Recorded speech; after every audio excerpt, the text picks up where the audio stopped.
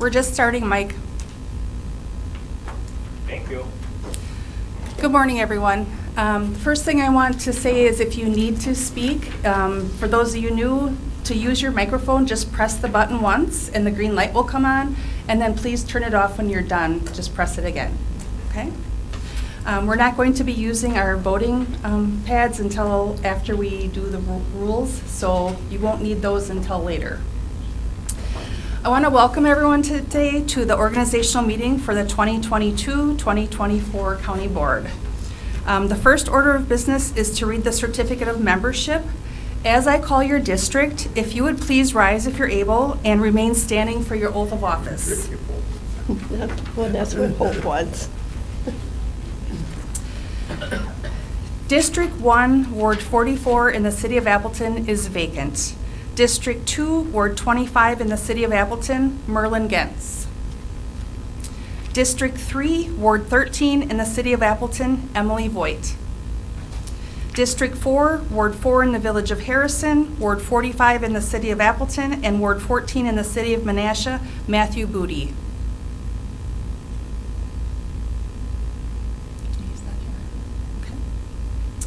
District 5, Ward 5 in the Village of Harrison, Wards 14 and 46 in the City of Appleton, Chad Doran. And if I mispronounce your name, please let me know. District 6, Ward 6 in the Village of Harrison, Ward 15 in the City of Appleton, Scott Hanschke. District 7, Wards 3 and 7 in the Village of Harrison, Pete Steer. District 8, Ward 8 in the Village of Harrison, Wards 15 and 16 in the City of Menasha, Tom Stoffel, and he is with us via WebEx. Are you there, Tom? Tom, are you on? Yes, I am. Okay, thank you. District 9, Wards 9 and 13 in the Village of Harrison, Ward 47 in the City of Appleton, Ed Kleckner. District 10, Wards 10 and 11 in the Village of Harrison is Joseph Miller, and he is excused today. District 11, Wards 3 through 5 in the Village of Sherwood, Joel Clark. District 12, Ward 1 in the Town of Woodville, Ward 12 in the Village of Harrison, Ward 1 in the Village of Sherwood, and Ward 12 in the City of Kaukauna, Nick Kessler. District 13, Wards 1 and 2 in the Town of Brillion, Wards 1 and 5 in the City of Brillion, Simeon Johnston. District 14, Wards 2 through 4 in the City of Brillion, Joan Puggle Holshoe. District 15, Ward 3 in the Town of Chilton, Town of Rantoul, Wards 1 and 2 in the Village of Hilbert, Village of Potter, and Ward 6 in the City of Brillion, Mary Schwallenberg. District 16, Ward 2 in the Town of Chilton, Ward 1 in the Town of Stockbridge, Ward 14 in the Village of Harrison, Ward 2 in the Village of Sherwood, and the Village of Stockbridge is Buzz Loughran. And do you prefer Buzz or Bruce? Buzz. Thank you. District 17, Wards 1 and 2 in the Town of Brothertown, Ward 1 in the Town of Chilton, Ward 2 in the Town of Stockbridge, Mike Hoffberger, and Mike is with us via WebEx. Mike, can you say hi? Hi. Thank you. District 18, Wards 1, 2, and 5 in the City of Chilton, Alice Connors. District 19, Town of Charlestown, Wards 3 and 4 in the City of Chilton, Ronald Dietrich. District 20, Wards 1, 2, 4, and 5 in the City of New Holstein, Ken Irwin. And last but not least, District 21, Wards 1 and 2 in the Town of New Holstein, Ward 7 in the City of Kiel, and Ward 3 in the City of New Holstein, Ty Stuckman. We're going to do our oaths of office, so if you want to follow along, you all have an oath on your desk. If I can find mine. Raise your right hands, please. I state your name. Having been elected to the office of Calumet County Supervisor, District, swear or affirm that I will support the Constitution of the United States and the Constitution of the State of Wisconsin, and will faithfully and impartially discharge the duties of said office to the best of my ability. So help me God. All right, you may sit. And I would ask that each of you signs your oath of office and then pass them down to the ends, and I'll pick them up later.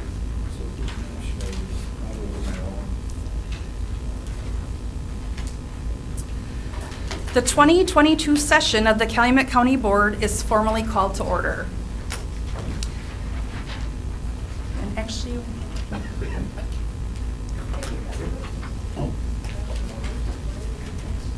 I do have those. I have a different agenda.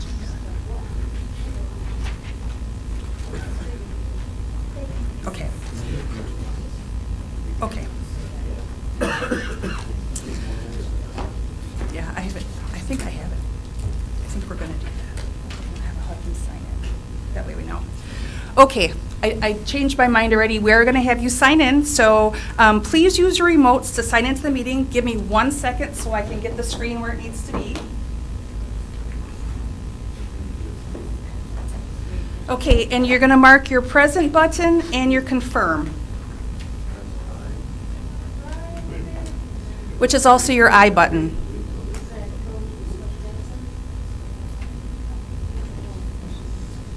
And if you're not sure that it worked, you can look at the screen and it'll tell you. If it says confirming, you're going to have to press the I again and the confirm.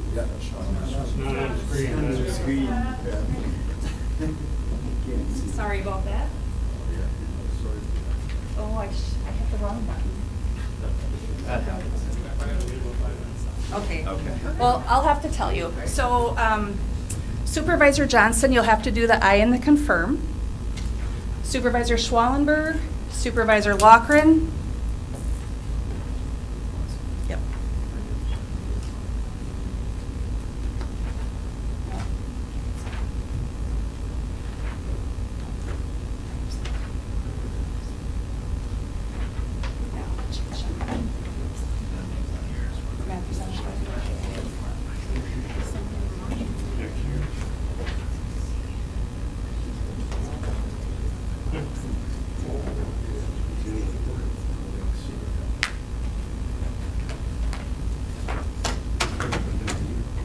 All right, we actually have 18 present and 3 absent.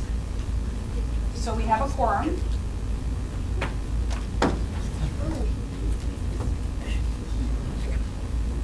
Now, if you would join me in the Pledge of Allegiance.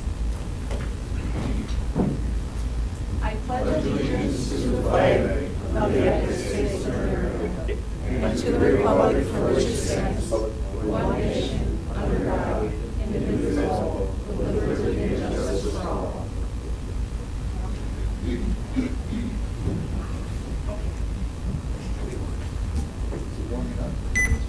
Thank you.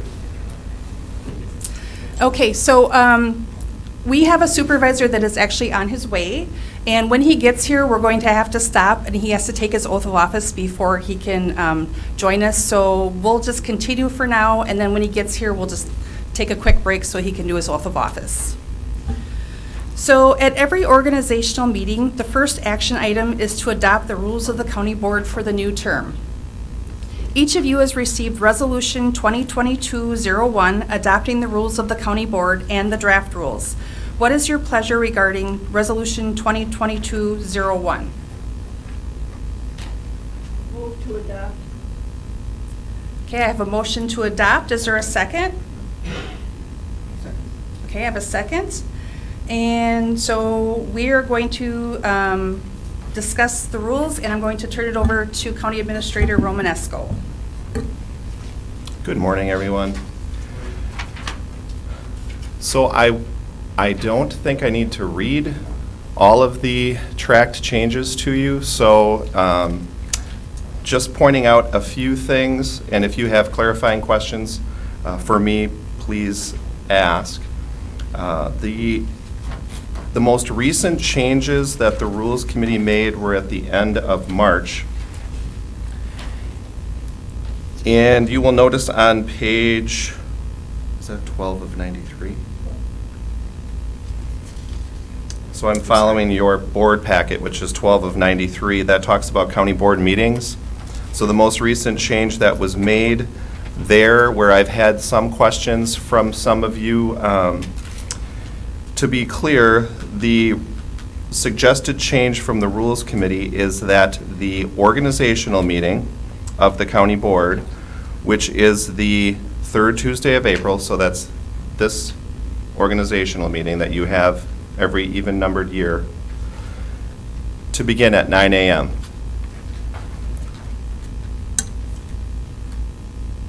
Also, your annual meeting, which is typically where you have your budget meeting, the suggested change was to have that at 9 a.m. All other county board meetings in the current draft of the rules from the Committee on Rules of Order is that all other meetings begin at 4 p.m. So I just wanted to be clear because there was some confusion as to what's the organizational meeting, what's the annual meeting. So I just wanted to make that clear for everyone. And then any other questions that you may have, Mary? Question, you said page 12, I'm sorry. Could you please use your microphone? Thank you. You said page 12, I'm looking at page 8 on the information you sent us about the meetings. Am It's I- 12 of 93 for your board packet, Mary. The number's so small. It is page 8 of the rules. Thank you. That's the one I'm looking Yes. at, thank you. Okay. We're going to take a quick break and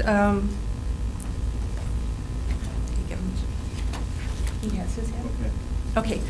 Supervisor Woody, would you like to stand and raise your right hand, please? I state your name. I, Matthew Booty, Having been elected having been elected to the office of Calumet County Supervisor, to the office of Calumet County Supervisor, District, District 4, swear or affirm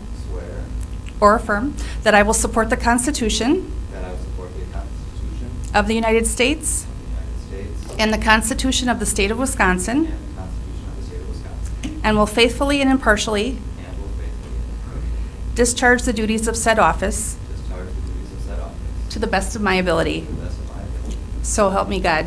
Yeah. Thank you. And if you would sign and then just hand it down to the end. And then we will continue on with the rules.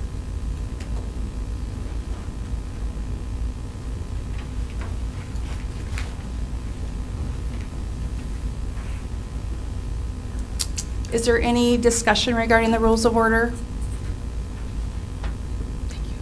Chad? Thank you. I guess if we were on the topic of the meeting times, I'll sort of start with that one, I guess.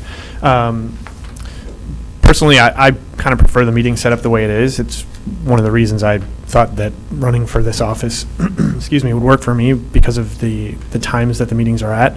I'm sure there are some concerns maybe on the staff side as well, and I don't know if maybe the administrator wants to speak to that, but just the difficulty of kind of reshuffling scheduling for staff in the afternoons. But I also serve on the Appleton City Council and often have a number of city council meetings in the afternoons. So for me personally, it would create some conflicts, I guess, if we moved the other meetings to 4 o'clock. So I would support leaving them as is. So I'd be interested if anyone else has any discussion about that. Thank you. Supervisor Booty? Thank you very much. I do want to apologize to the board that I ran a little late this morning. It was a busing issue for my daughter, and I unfortunately can't control the buses, so I apologize for that. I appreciate the work of our Committee on the Rules of Order very much for the job they did this past term in presenting to us this proposed set of rules for our adoption at this day's meeting. That being said, there are a few items I would like to touch on here about changes. The first would be Rule 5, found on page 8 of the rules, page 12 of your meeting PDF.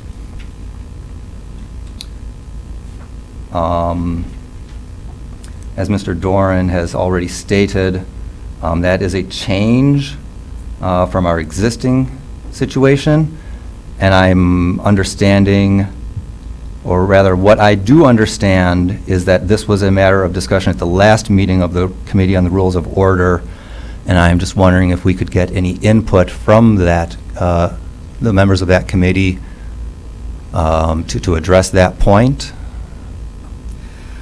I'd like to call on Emily. She's the Vice Chair of the Rules Committee. All right, thank you. So the reason why we changed the time from our half of the year at 8:30 in the morning and half of the year at 7 p.m. was we were trying to make a consistent meeting schedule so that it's not as confusing for constituents. This is more actually about constituent ability to participate in our county board, which we have a packed room today, but those of you that are new, you'll notice as you come along, we rarely see people show up at our county board meetings, and we feel like part of that is due to the fact that it's slightly confusing having meetings half of the year in the morning, half of the year at night. Most county boards, specifically Outagamie and Winnebago, all meet year-round at the same time every meeting. So we wanted to be more consistent with other counties as well. So we chose a 4 p.m. meeting because we felt that that would allow more people to participate also and more people to be able to run for office, because if you have a typical job, it's harder to get to these meetings in the morning. And as I have experienced too, Supervisor Booty, sometimes I have trouble getting here at 8:30 in the morning because I have to get children on the bus as well. So this is not the best time for younger people to be able to attend these meetings when you're shuffling children or you have another job. If you're not someone that's retired, you can't necessarily always make these meetings in the mornings on when we have those. So we chose a 4 p.m. meeting time. I don't know if I need to make I probably would need to make a motion, but 4 p.m. is a decent time, I think, and it, like I said, it provides consistency for all of us on the county board and for constituents to be able to participate more readily with our board, because we're trying to get more people to come to these meetings and seeing how important county government is. So that's why we chose this time. Does anyone have any questions for me? Matthew still has the floor. Oh, yes, sorry, Matthew. Okay, I apologize. Thank you for that. The next item is going to be in Rule 10, found on page 13 of the packet, 13 of the rules, page 17 of the PDFs.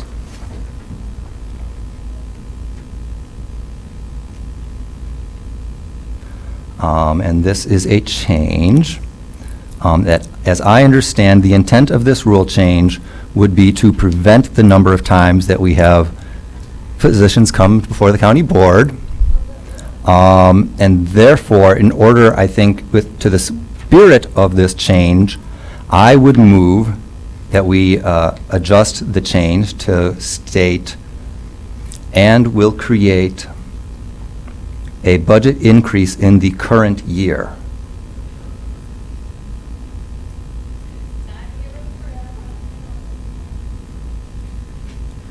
Okay, I have a motion on the floor to amend Rule 10. It would be, and will create a budget increase in the current year, or future years would be crossed out. Do I have a second to the motion? And I'm just going to ask for a hand because we're using the voting system right now. Okay, I have a second. And then now we're going to have discussion just on the motion, but I would ask for just a moment because I'm doing double duty here. I need to put that in my voting system. Okay. Do you have Mary? Can you write Mary down? She's actually next.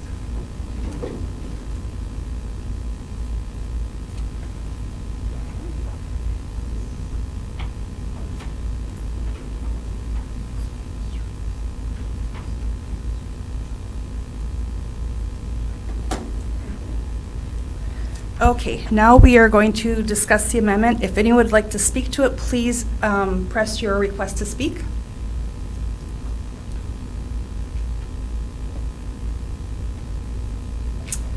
Supervisor Schwallenberg?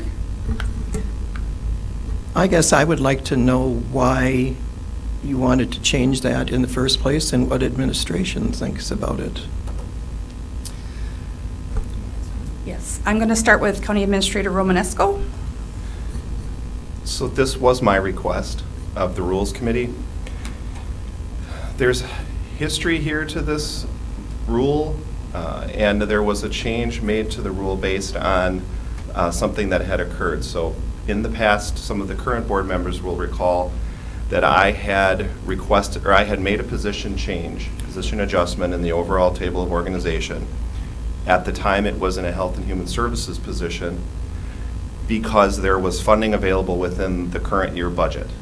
Brought that to Administrative Services Committee, did not bring it to the full county board. It was, I believe, if my memory is correct, Matthew will remember, it was Matthew that had asked the question, and I believe Supervisor Draham at the time as well, indicating, you know, what is the process that you're not following the process correctly? Because the impact would be on future years, the increase, because it was a position of a higher level. So they made the change in the language in the rules, which I believed was unintended, but became far more restrictive of my ability to move positions within a budget. So if there's a full-time equivalent without a budgetary impact that I want to change to another vacant full-time equivalent without having an impact on current year or future years, as the current rule is, I have to go through all those committees in the full county board for a 2/3 majority vote when it has no impact. It's, in my opinion, it's a matter of efficient operations that I should be able to maneuver those positions through the organization. It's a literal interpretation that the Human Resources Department has made that says if you're making any adjustments to any positions on the table of organization for one full-time equivalent for another, regardless of budgetary impact, I have to come to the full board. So I asked the Committee on Rules to make that change, to allow me that flexibility.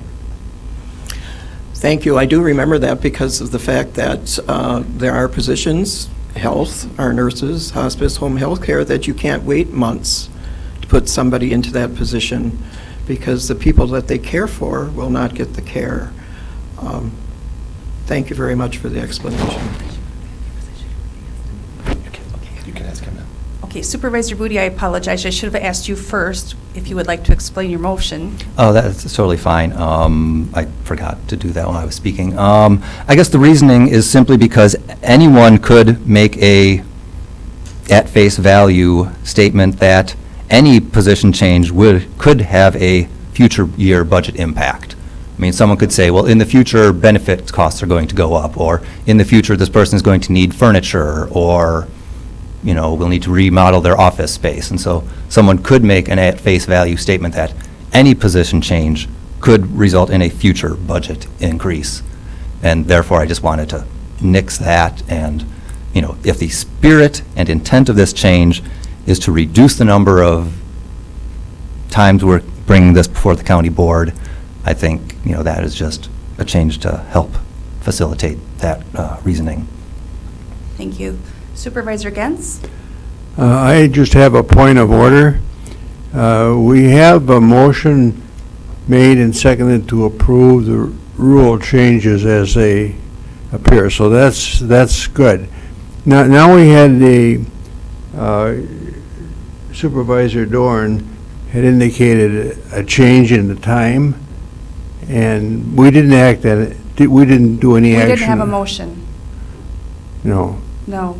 And so I just wanted to make that clear that, okay, we didn't have a motion, so it stays as it is. Thank you. Thank you. Is there any other discussion regarding this amendment? Okay, if not, we are going to vote just on the amendment, and that's to change Rule 10, and will create a budget increase in the current year and or future years is crossed off. So please mark your... Can I just confirm? Sorry. You still want the red struck, correct, Matthew? Okay, thank you. Okay, please mark your ballots for the amendment.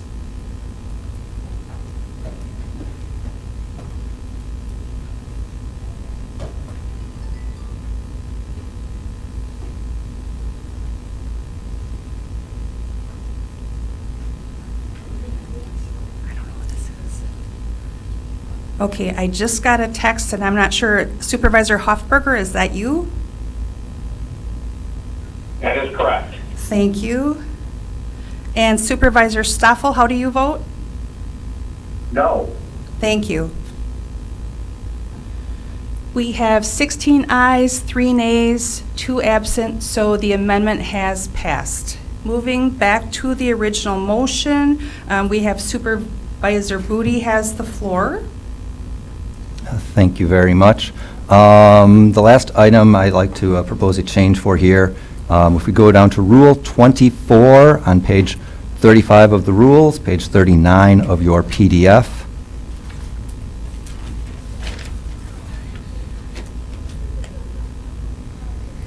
The proposed change in the name of Protection of Persons and Property to Public Safety Committee. I'm just noticed there are a few other locations within this document where we refer to to Protection of Persons and Property Committee. For instance, in the description of this committee itself, there's a mention of that same name. I think we should also change that. And there's also a mention up in the duties of the county board chair. And those are 2 instances that I have noticed. There may be others that I did not notice. So my motion would just be that any and all mentions of Protections of Persons and Property Committee be changed to Public Safety Committee. Okay. All right. Give me 1 second. Ron, are you seconding? I am. Okay, I'm going to ask not for everybody not to push your voting buttons until I'm ready, because again, I'm doing double duty here, so.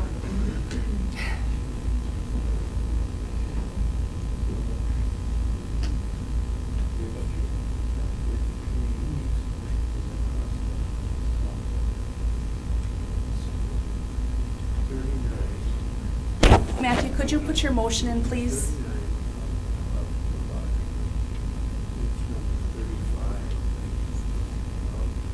Won't let you? Okay. I've got it written down, and that's fine. And then Supervisor Dietrich, you second? It's not letting you put it in, so I'll just write it down. I'll second it electronically or verbally, however. That's fine. Okay, and then I'm going to go back to Supervisor Booty if you want to discuss the amendment motion. Yeah, it's just a text change cleanup. I mean, this is, one of the things that happens when we make a change. Sometimes we don't notice every other spot where we mention that exact same thing. And it's a nice long document, so, I just noticed it as I was on the read-through. Thank you. Is there any other discussion regarding this amendment motion? Okay, the motion is to remove any reference to the PPP committee and change that to the Public Safety Committee. So you are voting on that amendment. And it's not letting me do anything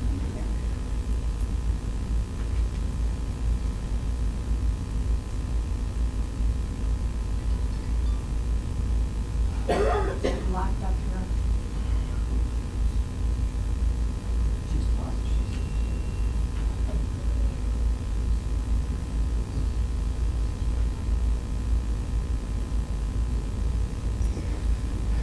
Well, I guess, yep, I'm going to ask for a show of hands. All those in favor of amending as explained, please raise your hands. 3, 4,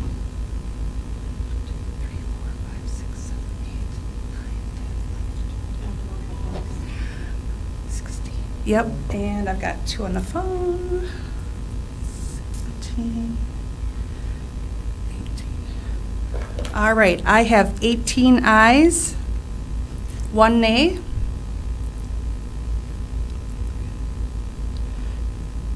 And 2 absent, so the amendment motion has passed. Oh, I'm sorry, 1, okay, 18, 19. Yeah, Miller and 1. Okay. Well, this, I need this. So I'm going to just Give me, yep, I'm going to pause for just a moment and see if I can get this working, because we kind of need this. Okay. Yeah, go ahead. At that, my point is done. I Okay. don't need to speak anymore. I think Supervisor Schwallenberg, you were next on the list when we cleared the screen. Yes, thank you. I want to go back to the meeting times. The time change for half of them at night and half of them the day was before I even got on the board, and that was to try and accommodate our constituents who couldn't come during the day or at night. Contrary, I am a caregiver for my grandchildren. I get them on the bus and I get them off the bus. The 4 o'clock time does not work for me at all, personally. I could see changing the morning time to 9 o'clock versus 8:30, so those that get their children or grandchildren or who they are caregivers for get their children onto school. That is my personal opinion. I would like to see it stay the way it is, other than possibly changing the 8:30 to 9 o'clock. So, Is there a Thank you. motion, Supervisor Schwallenberg? to change the 8:30 to 9 o'clock? Sure. No. Or return it back to the way they were? I'll make the motion that we go back to the time. Okay. Everybody, don't hit your buttons. Let me get this.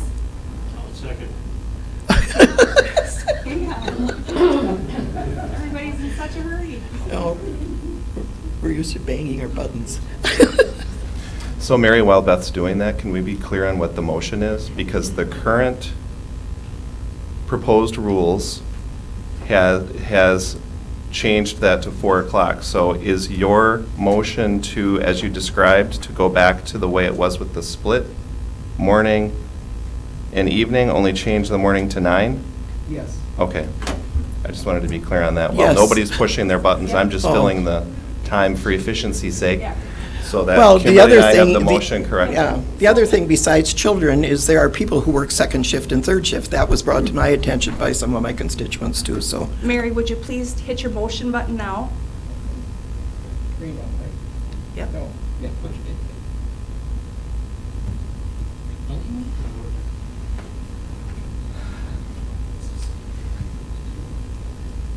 Oh, hold on. The good thing about this, John, is that we're moving to a new system, so. Are we? Pete, Yes. I said don't touch your buttons, really. Okay, Mary, please hit the motion button.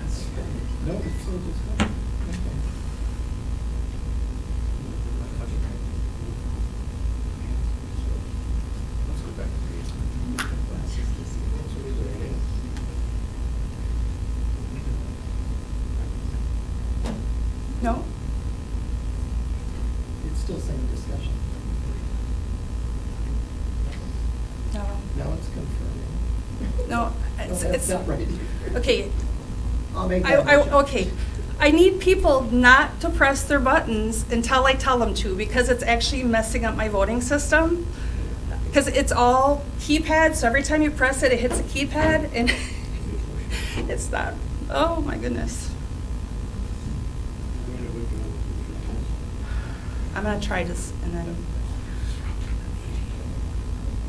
Mary, press your motion button, please.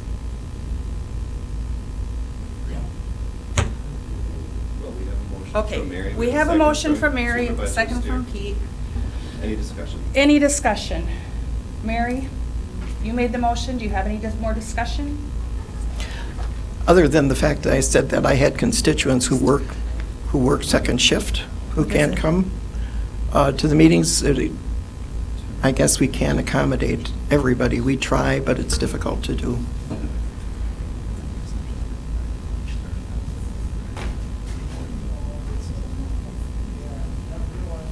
Okay, when I get there, okay.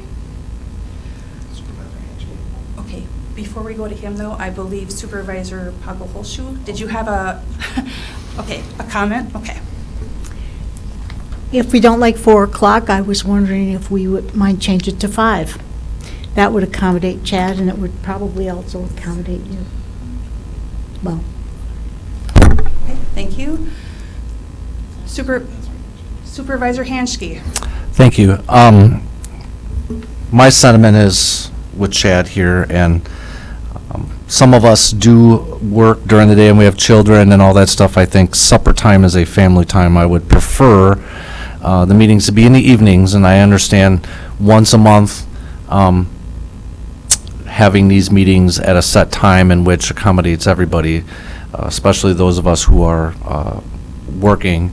I think 5 is better than 4, but I would prefer, actually 6 p.m. would actually work best for me because I do work, and I'm sure a lot of other people work, and the majority of families and constituents probably would be more interested in coming in the evening outside of family time, you know, and work time to come to meetings. And so I would suggest that be 6 p.m. would be a better time for me, and I think that's just my opinion. But I don't like these 8 a.m. or 8:30 because just for the reason is we are voluntary and outside of our normal work hours to be elected officials. I think majority of constituents as well would be better apt to participate if it's in the evening. So thank you. So just as a reminder, since we have several new board members, so your discussion is around the amendment that Mary had made. So your conversation, your points are being made, but if you want to amend the amendment, you are able to do that. Or you could vote down the amendment and bring up a new one. I'm just trying to make sure that you understand the process that you're in as you're making your comments. So I could amend the amendment right now? So I would actually make the motion to amend the amendment to be our regular county board meetings to be 6 p.m. every third Tuesday of the month. The entire year? Of the entire year. Okay, don't anybody hit your buttons.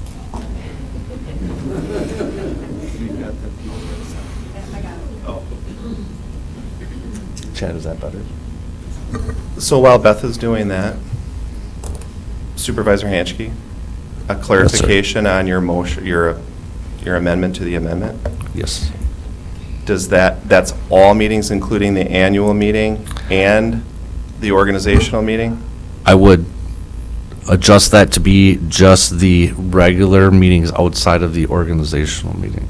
And the annual meeting. And the annual meeting. Thank you. Okay, now if you would like to speak, you can press your request to speak on the amendment to the amendment. Yes, thank you. We need a second. Okay, Scott, could you put in your amendment, please? No? Hold on.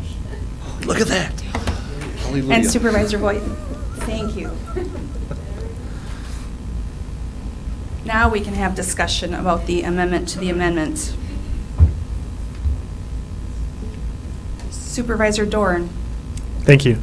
I appreciate all of the discussion, and I'm sure all of us will have different opinions. I would not support the amendment to make the meetings at 6 o'clock, but I just want to clarify also, first of all, are we just discussing the county board meetings then, not the committee meetings, correct? Okay. I think we could put this meeting at any time of day, and some people will have trouble with it, some people will not.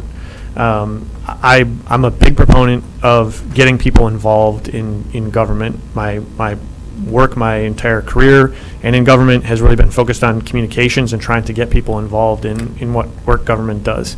My experience, having worked for the city of Appleton for a number of years doing communication and trying to do exactly that, is that no matter how much effort you put into trying to get people to pay attention and come to your meetings and participate, give you feedback, the only time they're really going to be interested in something is when it directly affects them or impacts them in some way.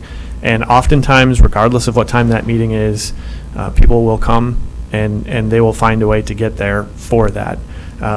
So I think the the idea that if this has been the way it has been for a long time, and you haven't necessarily seen a difference in participation, I don't think that really shows that changing the time is necessarily going to make it more available for other people. It's really when people will come when they're interested in something, and they'll find a way to make that work. I would, if we get back to that point, support Supervisor Schwallenberg's motion to move the morning meetings back to 9 o'clock to give a little more flexibility for folks. Just as an example, as I said, we'll all have different opinions. As a parent, I have 5 kids. So getting them to school in the morning and coming here is easy. For me and my work schedule, my days get busier in the afternoons and evenings with city council commitments that I have in Appleton. Plus, as a parent of 5 kids, I have a number of kids in after-school activities, and those things all happen between the hours of 4 and 7 o'clock usually. So for me, that, as I said, was one of the reasons I ran for this position, was because of the schedule the way it was.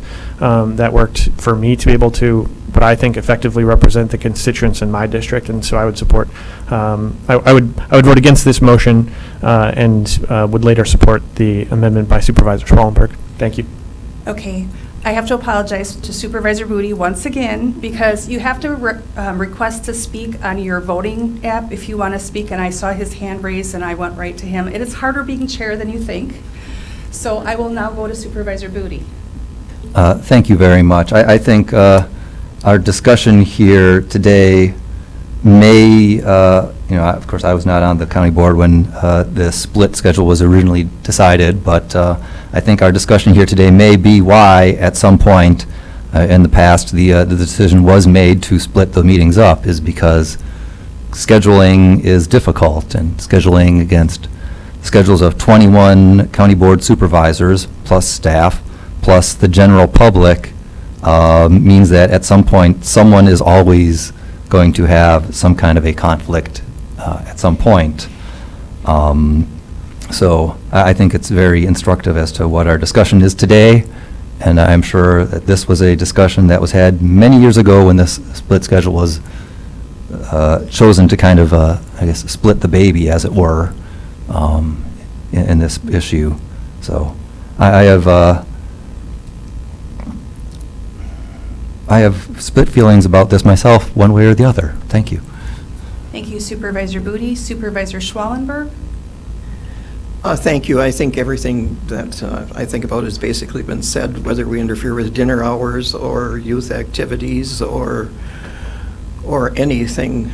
When you choose to run for the county board, you know what time the meetings are, although we do have an opportunity to change them if we want. But over the years that I've been on, we have very few constituents that come. The only time that we had a lot was when the garage was being built. Otherwise, if people want to come, they can come or choose to come. Thank you. Thank you, Supervisor Schwallenberg. Supervisor Steer? Thank you. I'm going to vote against this. This affects all of us differently, and not everyone's going to be happy with whichever way. But since everybody's bringing personal things in, I'm going to say I'm diabetic, so having that stuff at 4, 5, and 6 is not good for me. So I'll leave it at that. Thank you. Thank you, Supervisor Steer. Is there any other discussion regarding the amendment to the amendment, which is to change all county board meetings to 6 p.m. except for the budget meeting and the organizational meeting, which shall start at 9 a.m.? Any other discussion?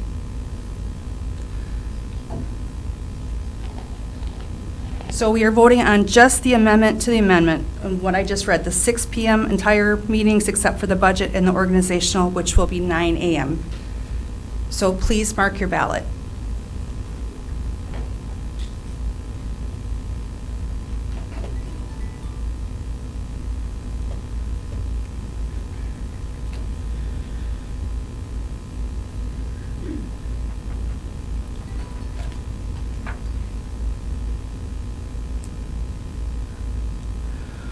All right, the amendment to the amendment failed with 5 yes, 14 noes, 0 abstain, and 2 absent. And so we are going to move along. Please don't press your buttons yet.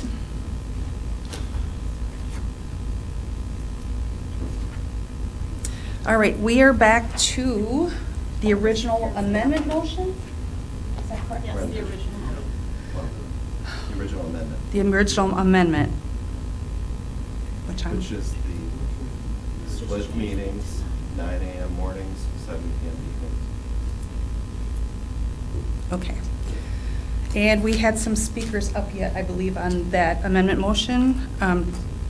Yep, Supervisor Voigt, you were first on the queue, I believe? No? Supervisor Steer, did you have a comment on the original amendment motion? From Mary? Yes. Yes, I'm in favor of Thank you. I'm in favor of that time to keep it the way it is. I think it's fair for everyone.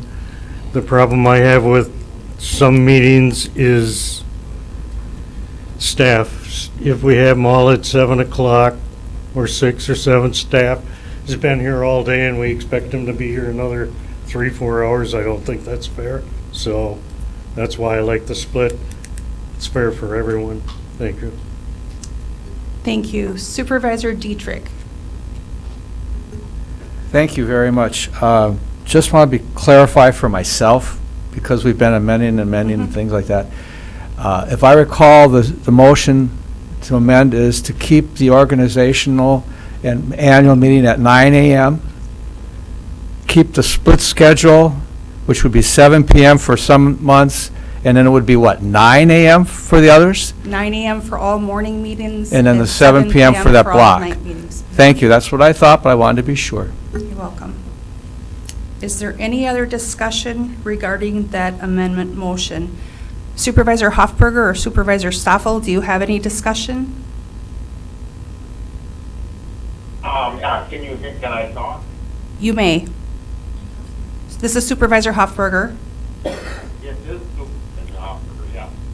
The only comment I would like to add on to this is it is important to me that we can have staff there. And if we can have staff there sometime during the day, it's much easier and more convenient, much more efficient if they can come down and chat with us just for their necessary part of the meeting and then go back to work afterwards. So frankly, I also, and one that I thought before thought was pretty good, simply just from that efficiency standpoint, we get to use those staff, they can come down when they are needed. Thank you. Thank you. Supervisor Stoffel, did you have anything that you would like to speak to? Yes, I would just echo what has been saying. I myself was in government too and had to come back for meetings at 7 o'clock at night. And I can't say I enjoyed doing that, but that was what we had to do. I would much prefer to have it for the staff to be able to come to meetings during their regular workday or shortly thereafter. Thank you. Any other discussion on the floor before we vote? Supervisor Irwin. I think the last two comments. Could you please turn your microphone on? Thank you. Sorry. I think the last two comments I heard were by far the most important. The availability of the staff to have their input. That's it. Thank you. Seeing no other discussion, we are going to vote on the amendment. Just the amendment, first amendment. The first amendment, well, no. Okay. To revert back to the original rules that all night meetings will be at 7 p.m. and all morning meetings, including the budget and the organizational, will start at 9 a.m. And you're voting just on that amendment, so please vote your ballot. Is that for, excuse me, I'd like, Yep. no? Never mind. You have a clarifying question? Clarify the question, please. I would like to know if that means we're staying with the summer schedule and the winter schedule. Yes. Okay. Thank you.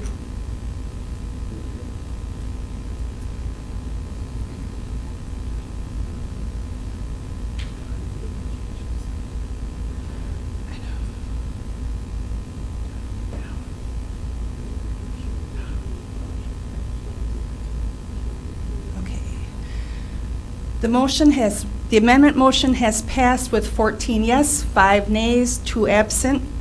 So we're moving on to the original motion to adopt the rules. Okay, let me just get this. Go ahead if you need those.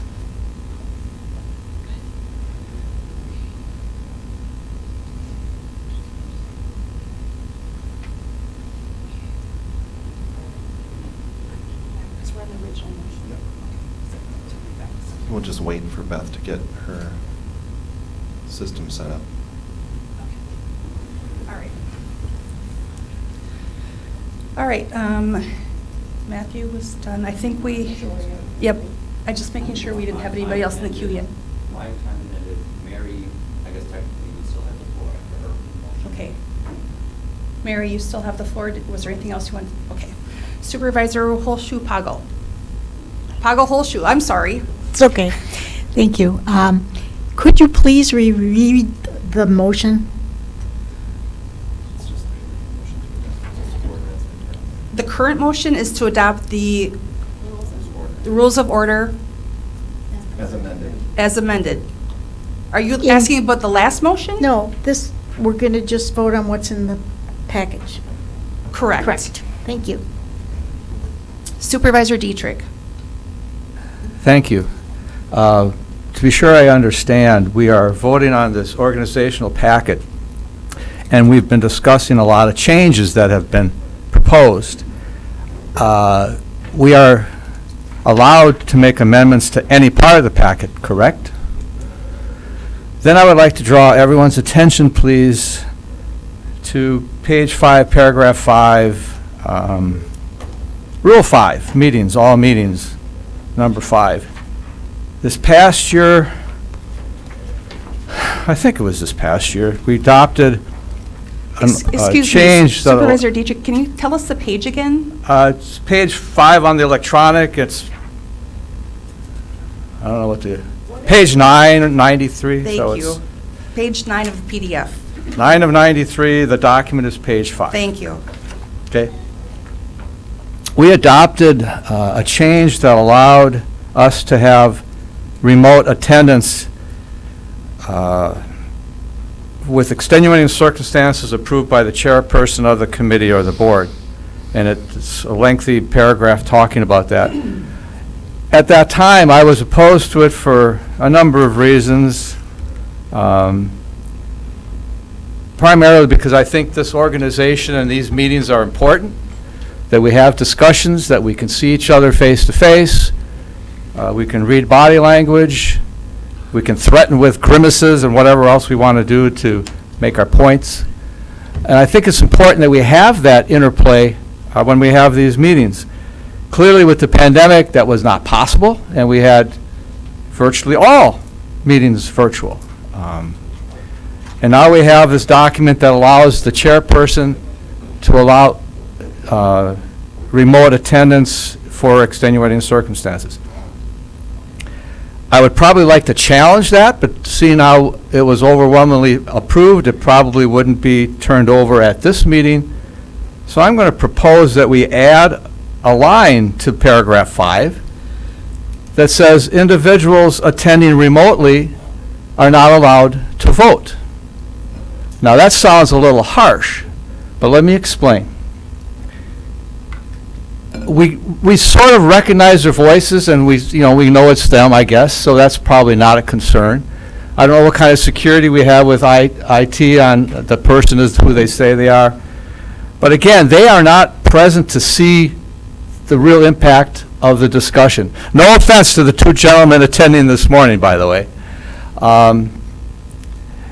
And the secondary thing corollary to that is when we have closed sessions, this document doesn't address what we do in closed sessions. In other words, how do we know if the person's remote that someone else isn't there that we aren't aware of? So I guess I would make the amendment to paragraph 5 to simply say that individuals attending remotely, although they get credit for attendance, are not allowed to vote. That's my motion. Is there a second to the motion? Supervisor Loughran. All right, give me just a minute so that I can put this in the voting system. Don't press your buttons, please.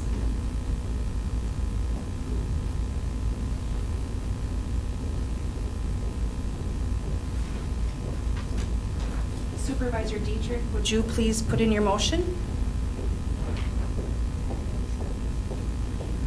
Supervisor Dietrich, could you please put in your motion? It's okay now, right? I'm telling you. I'm kidding. Supervisor. Supervisor Loughran, could you put in your thank you. We have to make some humor here, Beth. Thanks. All right. Now, Supervisor Dietrich, you have the floor if you want to explain a little more.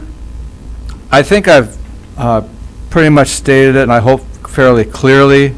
So I'll just leave it open for the discussion by the rest of the team. Thank you. Supervisor Booty. Yeah, thank you. So I understand, I think, the intent of the motion here. The question I have is probably going to be for Kimberly here. If we have someone who is in attendance but is not allowed to vote, would they count as meeting the quorum?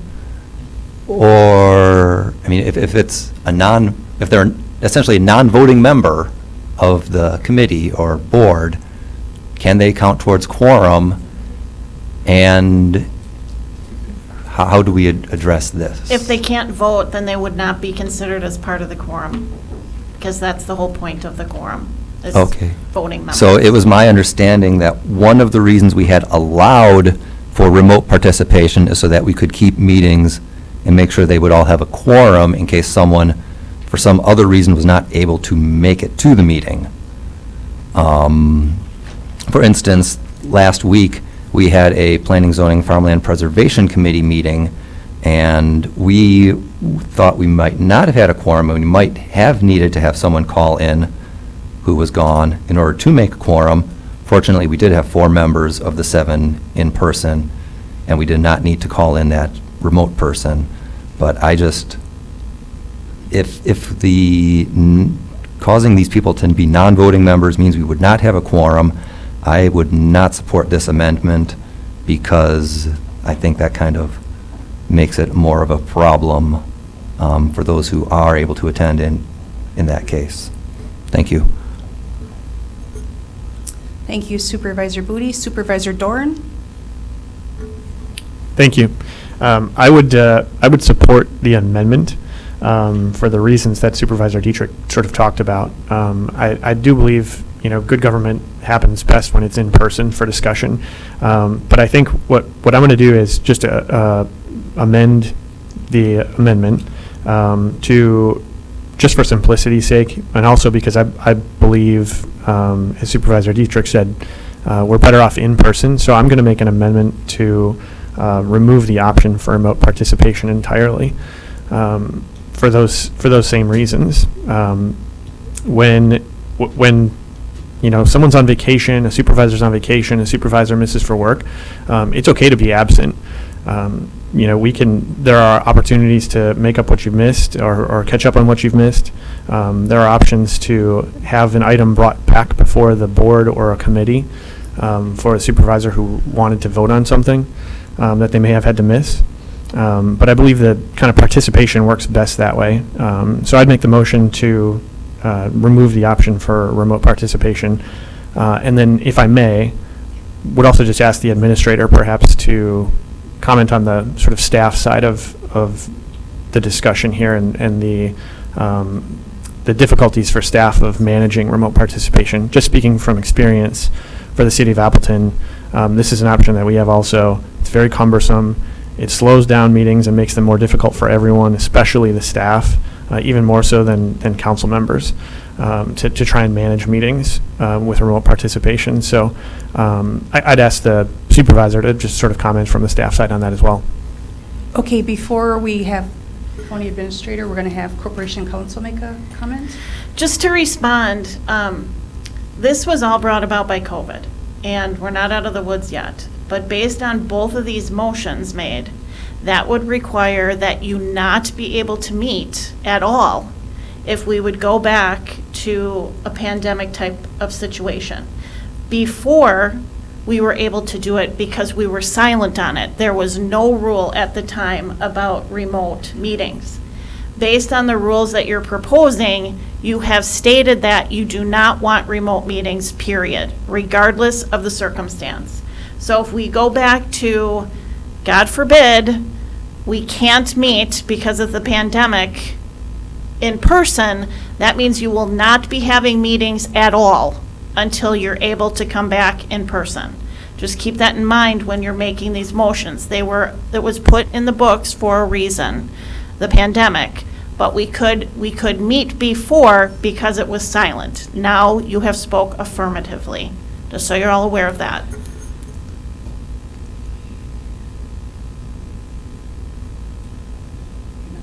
Okay. Is there a second to that motion? And don't hit your buttons. Okay, you second the motion, Scott? Okay. Give me just 1 moment. I have to do my little magic.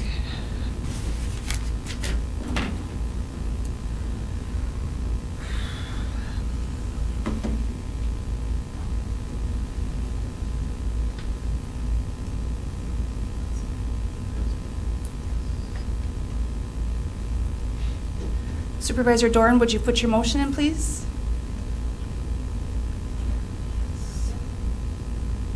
And Supervisor Hanschke? Thank you.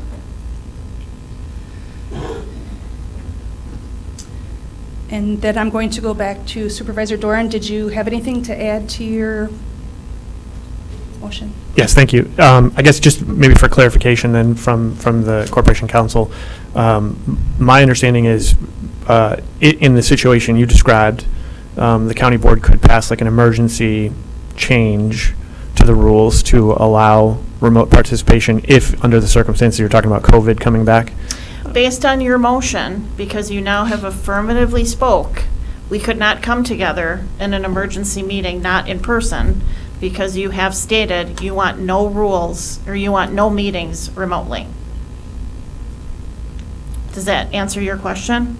You'd need to put something in here about an emergency. Okay. I guess I asked because I believe the way we were operating under city council rules in Appleton was that we were operating with COVID, having remote participation under an emergency rule that the council created.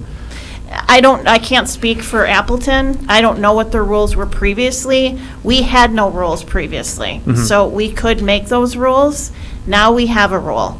And it's been brought to everyone's attention that that would mean, and if an emergency resulted, you've spoken that you want no remote meeting. So you would be going against your rule. And as Todd just brought up, how would we bring you together, not remotely, to make an emergency rule if we can't get together remotely? So just so you're aware on the language of your amendment. And then, thank you. And then I guess I would just ask for the administrator's input on from the staff side perspective.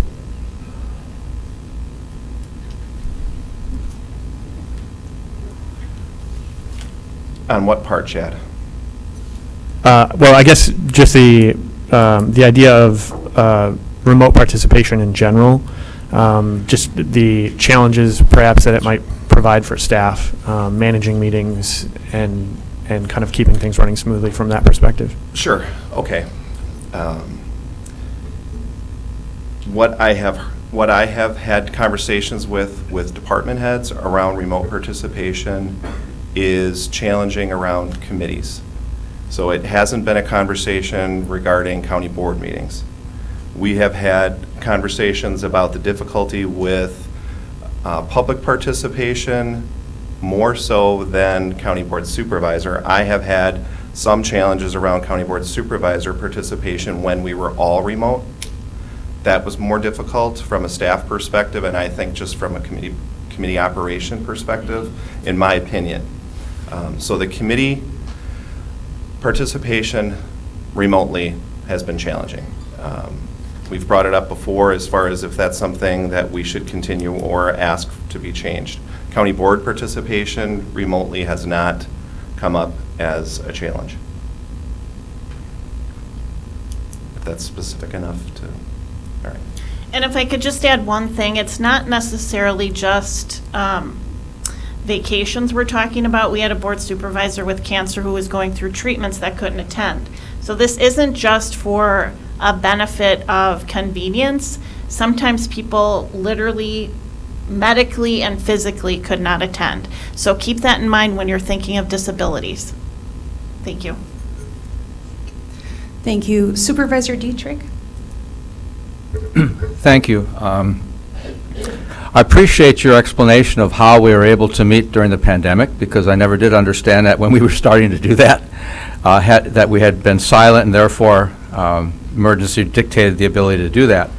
I'm not going to propose an amendment at this time to the amendment, but if you look at what's in this whole 3 or 4 paragraphs, if I could draw your attention to that, it says, paragraph 3, in an emergency, you can schedule things to be held remotely. That's paragraph 3. That kind of covers that. And then talks about in-person meetings, et cetera. But then paragraph 5 is the one that got expanded, if you will, because talked about giving notice when you couldn't attend so that you would be excused rather than marked absent. And then we inserted that language about extenuating circumstances, that's the only part of it that got me concerned, because I have no problem with the emergency issue. I have no problem with people getting excused. I just have an issue with people remotely attending. Granted, extenuating circumstances, I understand that. But if you look at all the times we've missed quorums, it's almost never happened in all the committee and all the board meetings we've had in the 11 years I've been associated with this. So people do attend meetings whenever they can. I get that. I just don't want us to be programmed to the use of remote as an easy out for not bringing yourself to the meeting, okay? It's important. This is what we got elected to. This is our job. And if we do not, I have a problem with the amendment if it knocks us out of the ability, as Corp Counsel said. I have a problem with that. So I think it would be resolved to my satisfaction if we just took out all that language in paragraph 5 that talked about the individual stuff. Supervisor Dietrich, are you on the amendment to the amendment, just the option to remove? I don't really want to do an amendment to the amendment yet. That's what we're speaking about, though, is the amendment to the Oh, amendment. I'm sorry. That's This okay. is the amendment. Oh, that's right. It's my motion, isn't it? Well, no, it's not. No, it was my motion to put in the voting, and that got amended, yes or no? It got amended. Yes or yes? So we're speaking See? about the amendment, Okay. which is to So- remove the option for remote We're talking participation about, entirely. the amendment was to just remove the remote stuff, totally, right? Totally, yes. Wow. No, I guess that's where we are. So I'm going to let it ride and see how the board votes, and then I may come back with some more of my own stuff. Thank you. Thank you. Supervisor Voigt, before you speak, I know that you're next, but I also had Supervisor Hoffberger, who is by WebEx, asked to speak, so I'm going to have him first, okay? Okay, no problem. Supervisor Hoffberger, go ahead. Thank you, Beth.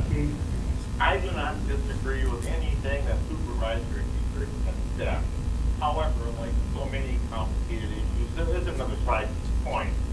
Much of the stuff that goes on in the committees is a long-lasting learning curve.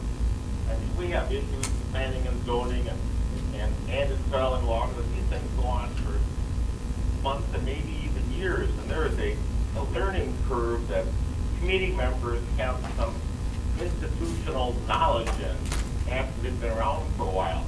And frankly, I'd like to hear, and I'd like to devote to each one of our committee members because they know more about the situation that's going on. We have put some responsibility onto our chairs, as I think we should. We have told the chairs of the board and or the committees that you have to give that right to be able to go and do this remotely. And in my committee meetings, the ones that I have done in the past, I've said, well, if you do attend remotely, you're given permission to attend remotely, you have to speak on the topic. So at least there's not going to be anybody, voting on something that never said anything. So that person, like Rob said, the one that's, smiling or howling, which doesn't make a difference in communication, we can't tell it, but at least they have to talk. So I'm saying I would rather have that remotely, that remote guy, gal, once in a while, because I suspect my opinion, their opinion is important to me. So once again, I don't disagree with anything Ron said. That's everybody's decision, and opinion means a lot to me. Thanks. Thank you, Supervisor Hoffberger. Supervisor Voigt. Thank you. So I am not in favor of this amendment. As we're seeing right now, we have two supervisors who have very important things to say, and they are able to attend remotely, and we value their opinion. They are part of this board. They should be allowed to attend. I'm not going to question why they aren't here because that's none of my business. If you can't attend in person because you have extenuating circumstances, we are all adults. We should trust our board and that you were all elected and that a person attending, whether it's in person or remotely, is still a valued member of the board. There's been many of these people on the board that were actually against, or actually, let me rephrase this. I know some people are against meeting virtually. I know some people that are against meeting virtually have attended virtually because they were sick. And they were still allowed to participate. I think that's okay. We are changing. The county is changing. Our state is changing. If you attended the WCA legislative session, they are predicting in the future that everything is going to be virtual, including schools. So I think we need to stay with the times. I agree with what Kimberly is also saying, that if something should happen, if COVID numbers should rise and we can't meet in person, we're shooting ourselves in the foot by getting rid of the virtual option altogether. I think we need to keep it as is, and I'm not going to vote in favor of this amended amendment. Thank you. Thank you, Supervisor Voigt. Supervisor Hanschke. Thank you. I just want to clarify, and maybe this is for Supervisor Dorn, this is just strictly Rule 5, subset 5 under A, right? Just for clarification. Well, I guess it would certainly cover Rule 5. Out of order. You have to address me. Okay, I'm sorry. I That's would just okay. like clarification from Supervisor Dorn if his original motion was for Rule 5A5, which was page 5 on the draft rules. So if that's the case, then, like Supervisor Diedrich had pointed out, number 3 would cover that. I just want clarification from Supervisor Dorn if that's what he's amending the motion to, is to strike subset 5. Okay. The motion that I have is to remove the option for remote participation entirely. That would be the entire, anywhere that the entire section is going to be removed. Then I would say we probably could vote on this or redraft this, or does this, we can... You can vote on it, and if you don't want it... I just want to be very specific because I think having that discussion, I think now I've thought about it, I think we need to address specifically the paragraph and the subset versus generality, if Sure. I said that word correctly. Yeah. You can't amend the amendment to the amendment, but if you don't like this motion, then you can vote against it. But then if we do that, then we can't bring it back But it goes up. back then to the original motion, which is Supervisor Dietrich's, that individuals attending remotely are not allowed to vote. So we're going back to that, and then you could make another motion Okay, if so you prefer. that's a technical thing, but Yep. I will comment and then say that I reject that, this is all going remotely. It's become, technology is great, it makes us efficient, but we are losing the human-to-human interaction that is essential to daily lives. I don't believe in virtual schools. I don't believe any of that. I think if you come in and have a conversation, those conversations in person spin off, other ideas are spawned. It's hard to spin off ideas when you're not in person, when you're sitting at your kitchen table. I believe that we are hired or we are elected to represent, and we should be here. I think that's critical. And doing remote is great and wonderful, especially if you're doing your job and all that stuff. And I just think that for me, it's critical that these meetings be in person, because I think it's important for people to see body language. That face-to-face interaction is essential to human life. We can't just isolate ourselves and put on our virtual reality goggles and expect the world to operate functionally. That's just how I feel. Thank you. Thank you. Supervisor Johnston.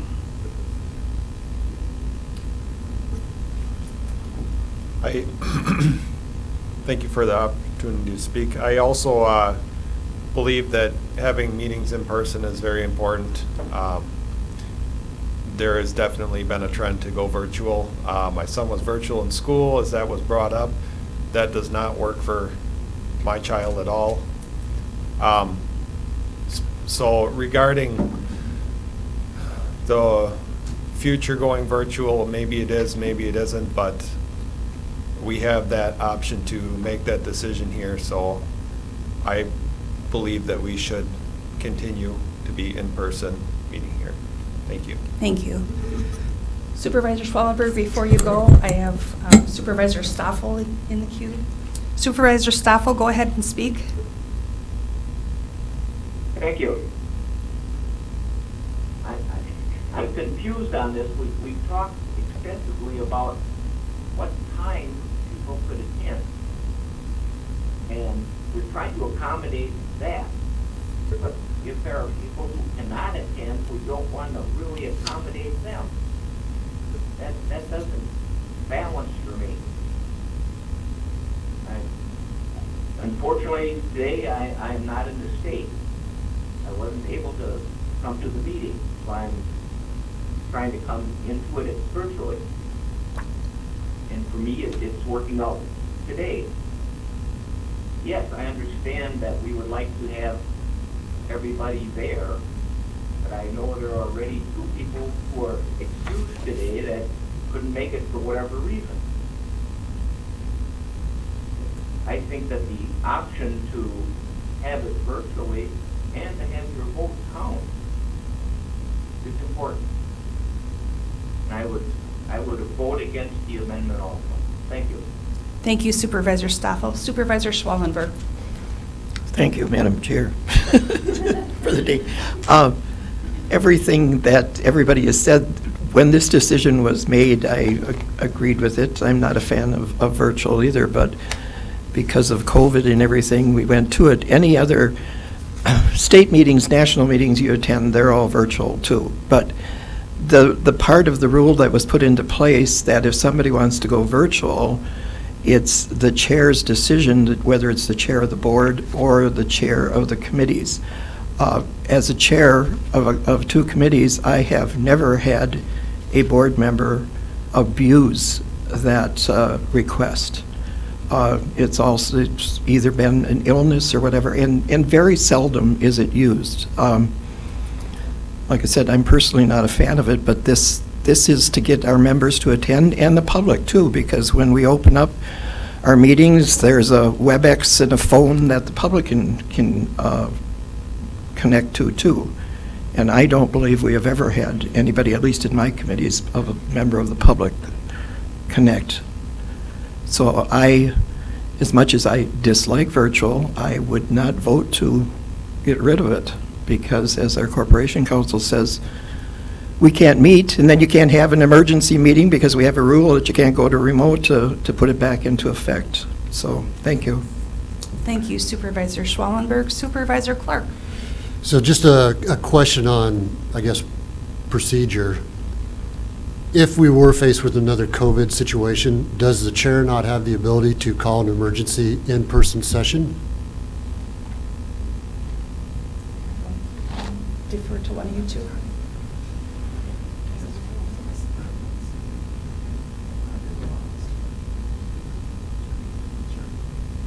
We couldn't do that because the rules by the state were saying you couldn't have more than, depending on the time, 5, 7, 10 people together. So the chair, or the board chair does not supersede the state rules.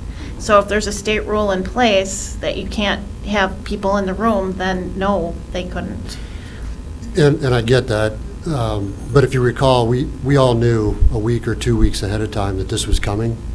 So we could, as a board, decide to have an emergency meeting before the state were to put out any sort of edict or mandate. Sure, but just so you're aware, we are not a fast-moving, I mean, you're talking about 21 people getting together for an emergency meeting, does not happen overnight. And we had to get technology involved, we had to get IT involved, committee, or the administrator, myself, human resources had to get involved to figure out what was going on. So it's not something that happens quickly. I mean, it may sound like emergency meeting, bang, it happens tomorrow.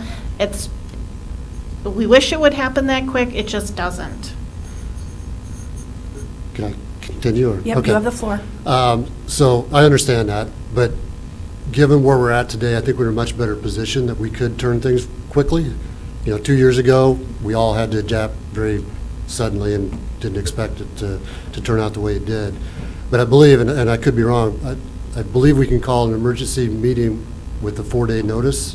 Is that right? 24 hours. So given that, I think that if things were to change again, and I agree, I don't think we're out of the woods yet either, that we would have ample time to make an adjustment to this rule if we needed to. So I would support going 100% virtual. And just my own experience, I've been doing this for 2 years now in my job. I've got a team of 5 people that work for me. We've been 100% virtual since it went into effect. It's worked most of the time, but there is, I agree with Ron, that personal touch, that human body language is very important, and I would hate to see us give that up. So that's all I had to say on that. Thank you. Supervisor Voigt. Thank you. I don't think anyone here is disagreeing with the fact that we prefer to be in person. No one is saying that they would prefer, while I said what I said about the WCA, that's way off in the future that they're predicting this stuff. But when extenuating circumstances occur, which is what is in the rules, and I am the only member on the board here that's in person today that's on the Rules Committee, so there's a reason we have this, is that if an extenuating circumstance happens, and these happen, we're human, things happen, you can't always get to where you need to go. Children throw up, and people get sick, and, cancer happens, things happen in life that sometimes you can't make it.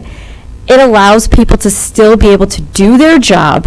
And I, for one, when very few times, I don't believe I've abused this, because I think I've only met virtually once for a full board meeting, I didn't also claim my mileage either. I only claimed my time. So I think, we just, like I said, we're all adults here. No one's going to abuse this. Let's just leave the rules as is. I am voting against this. Thank you. Thank you. Supervisor Dietrich. Thank you. First, I'll point out that as happy as I am to have people to allow to attend, and obviously I'm trying to speak to the amendment to my amendment. The language that I was having a problem with, that's why I said we should not allow them to vote. We'll talk about that in a couple minutes. But we have 2 people attending virtually today, and I heard barely 10% of what they said. And I know the gentleman next to me asked me if I could hear him. So that's a technology issue. It's nothing to do with the language we're talking about here. Just wanted to point that out. Virtual attendance isn't as clean as you think. And I do have a problem with the amendment to the amendment in that it would bump us out of this COVID thing, as Corp Counsel pointed out. And that's why if this amendment to the amendment fails, we might come back with just an amendment to take out the language specific to that, leaving paragraph 3 in. So that's all I have to say. Thank you, Supervisor Dietrich. Supervisor Dorn. Thank you. Just a, I guess, point of order. I believe I'd be correct here. I could withdraw my current motion, correct? Okay. It belongs to the board. Belongs to the board. Okay. Then I guess in that sense, then what I would say, just to my goal here is sort of to try and assuage the concerns of the staff and fellow colleagues about the emergency situation that we might run into. So I guess in that case, then what I would suggest is perhaps now to maybe vote down the amendment, and then I or someone else could offer.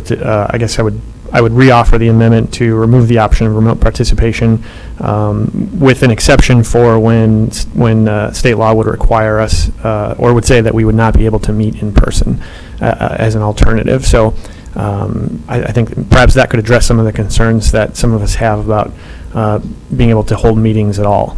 I think the state would give us some leeway to be able to meet somehow, some way, to conduct business. But if this gives us sort of a concrete option in writing, that would be a suggestion I guess I would make then at that point. Thank you. Thank you, Supervisor Dorn. Supervisor Booty. Thank you.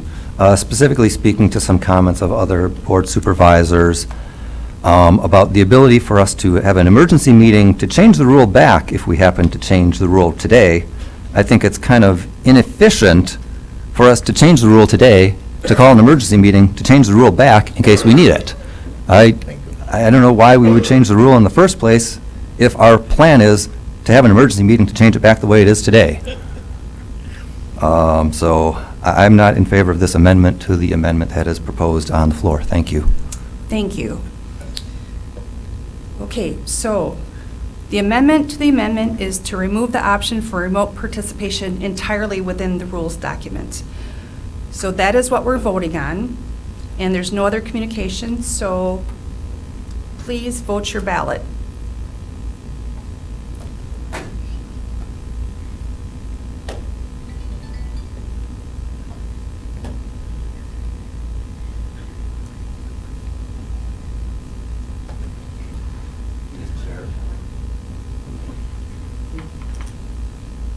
I'm sorry.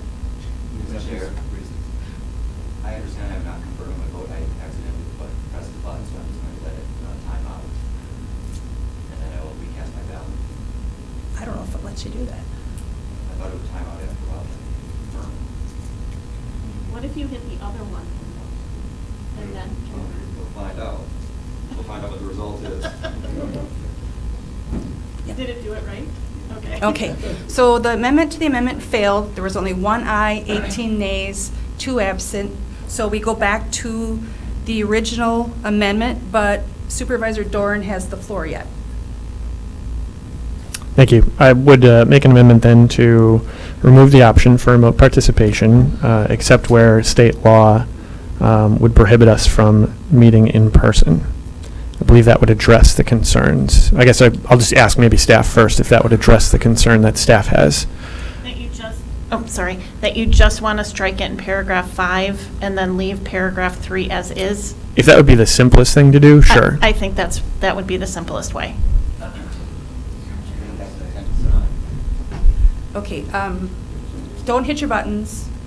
I'm going to take you off. Give me a second.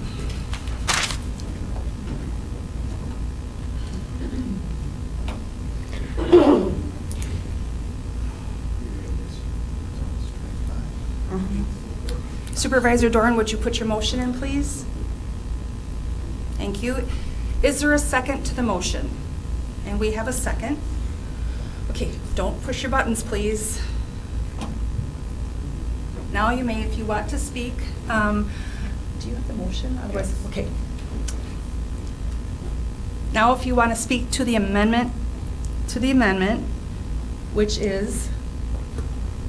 To remove the section 5 under Rule 5. And I'm going to actually start with Supervisor Dorn because he made the motion. Thank you. I guess the only thing I'd add is that the idea being we're here, we're meeting in person. when we're able. I understand that this isn't about someone sort of abusing the opportunity to participate remotely. I agree we're all adults. I agree that we all, will make a good faith effort to participate as best we can. But it is okay to not be here for a meeting or have to miss a meeting because of prior commitment or something else that comes up. Perfectly acceptable. There's no punishment for having to miss a meeting. The other maybe note that I would make is the overwhelming majority of municipalities, boards, commissions around the state do not have an option for remote participation. I work in state government. The state government does not allow for remote participation, and I believe that's because meetings are best held in person when good discussion can happen in person. Thank you. Thank you. Supervisor Booty. Thanks. First question here, I just want to make sure I thoroughly understand this. Is the amendment only striking out in Rule 5, Sub A, Sub 5, the sentence that states, if a board/committee member cannot be present in person due to extenuating circumstances, the chairperson may approve the member appear remotely subject to availability of technology? My understanding, it was striking in paragraph 5 anything that had to do with remote. Was that your intent, Chad? Yes.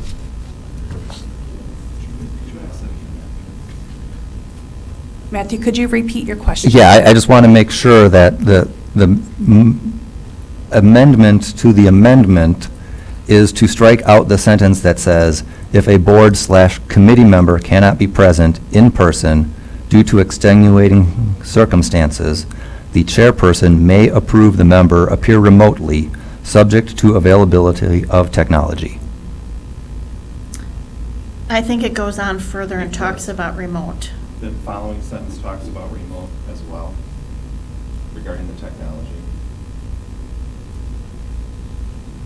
If the Okay. board member is not approved, they cannot appear remotely, the board commit blah, blah. Oh, so, okay, so that would then just strike out the section, or they cannot appear remotely in that sentence, because the rest of the sentence would still be valid. Okay. Okay. And then in that case, what would the essential effect, this is a question I'm presenting to the chair here, what would the essential effect of that be to the original motion that our supervisor had made, that this is amendment 2? Mr. Dietrich had made a motion previously, and I guess I would like to know what his thoughts are to the impact that this amendment would have to his original motion. I'm going to defer. So his motion would remain, but it wouldn't make any sense. So you'd hopefully vote it down. But you don't have to. You can vote on something that doesn't make sense. Because his motion was on the original language. The original language is proposing to address what he is addressing. So it's still there. It doesn't go away. You still have to vote on it.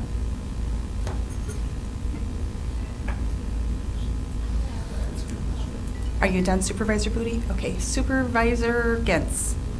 Thank you. I think we're trying to make a simple thing much more difficult. And I will be voting against any changes to the original rule. I do that out of experience.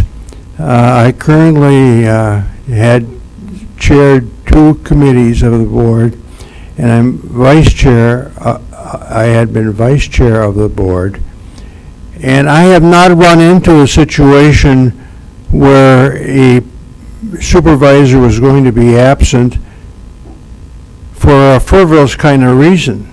That's why the verbiage is in there. I took my role very seriously in terms of if you were going to be if a member of the committee was going to be absent. I took my role serious in terms of hearing out from that supervisor why he or she was not going to be present.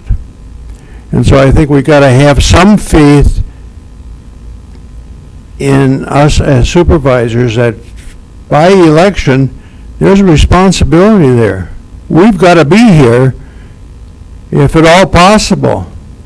And I personally have had to not be here for personal reasons. And it wasn't because I was trying to get out of just being here. And all the experience that I've had is that supervisors who were not going to be able to be present had a very good reason for not being present. It was not abused by any supervisor that ever I had to be responsible for. And so I think we're trying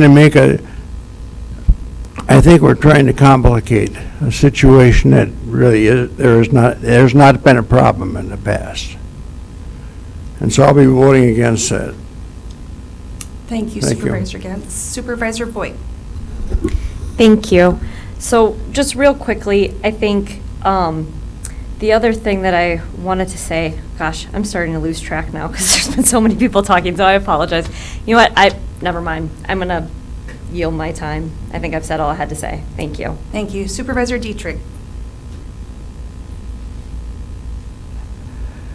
Thank you very much. I pushed the button, but it was on the wrong screen, so I couldn't get in quick enough to stop this amendment from being proposed because I was exactly where another supervisor got and saw that it's just some critical language that had to come out, not whole paragraph 5.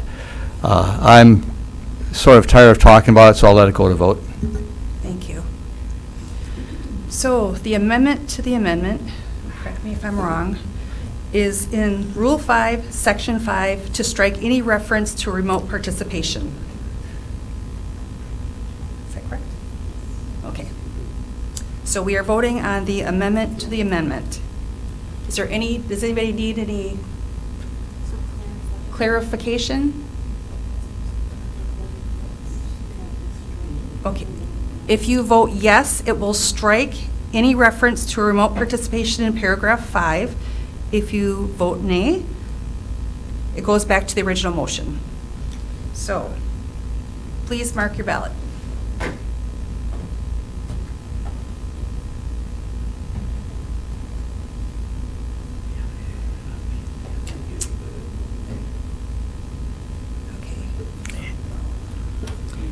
Supervisor Stoffel? Thank you.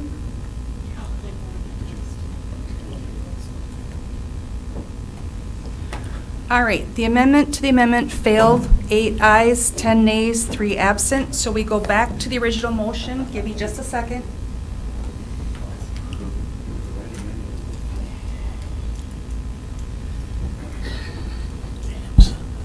And the original motion is to add that individuals attending remotely are not allowed to vote.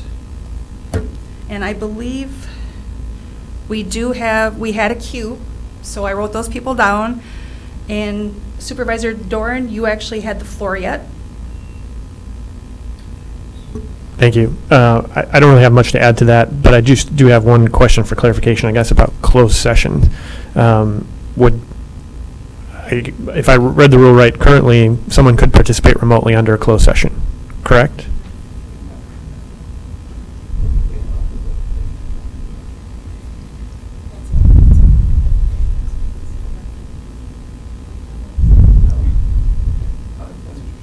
Yep. Sorry, Richard. We're trying to address Ron's concern about not hearing. I was going to move my microphone over, but I thought anyways. We've never had that happen.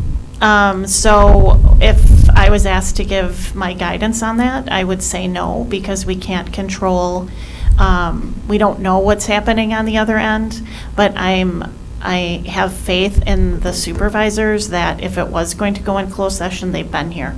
I mean, and that's been proven by history. Okay, thank you. So your guidance would be that you wouldn't allow remote participation for closed sessions? Right, for that part of the hearing that's closed, correct. Okay, thank you.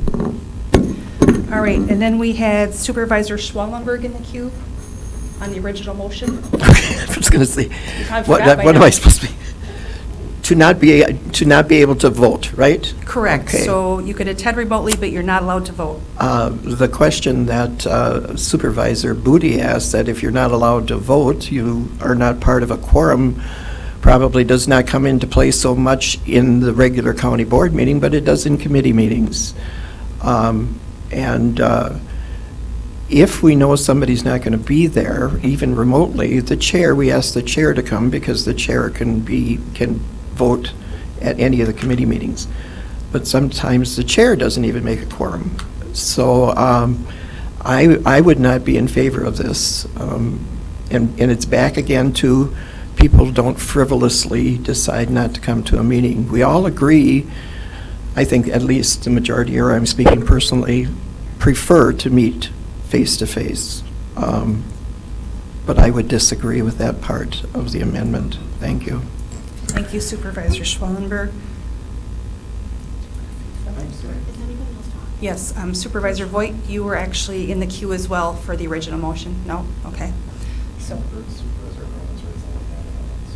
Supervisor Irwin, does your request to speak not work?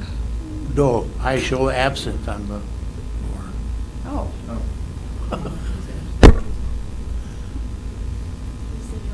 You're here. Thank you.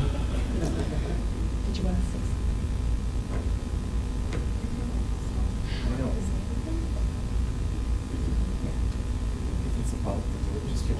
Okay, we need just a second before.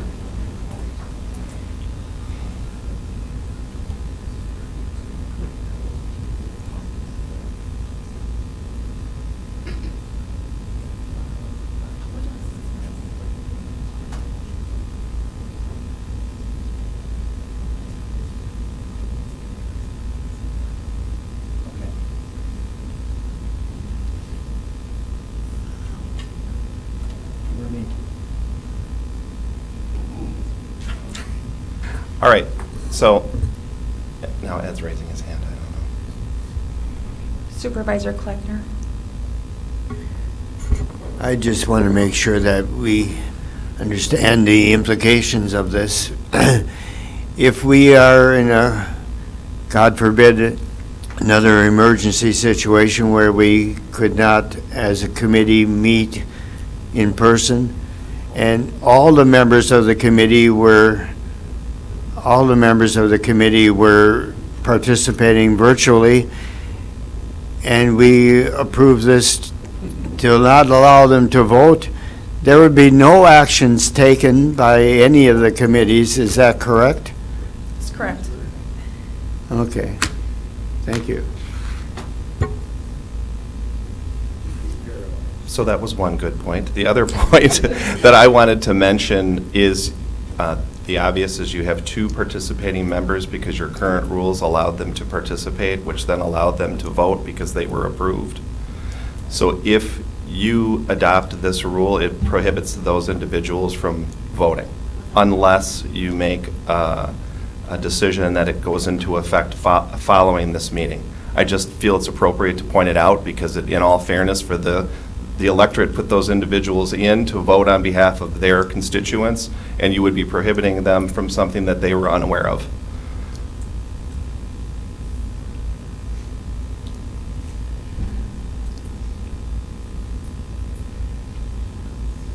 Does anyone else wish to speak to the amendment? Supervisor Dietrich. I apologize to this group. I never expected this to take this long in terms of discussion. I thought it would be a pretty straightforward discussion and vote up or down. But to answer the administrator's last comment, clearly we're voting on this. It wouldn't affect the people voting now because we're operating under the existing rule, even though we're proposing to change it. But I did not anticipate what was pointed out, that given the language of this paragraph 5, if we said no voting, then that would obviate paragraph 3. I didn't dig into it that deeply because obviously I was expecting to speak to just those situations where it's one or two people. So I got a feeling I may vote this down simply because the unintended consequences were pointed out ahead of time. Thank you. Thank you, Supervisor Dietrich. Okay, seeing no other requests to speak, the amendment motion is that individuals attending remotely are not allowed to vote. So an A would make that part of your rules, and a nay would vote that down. So you may vote your ballot.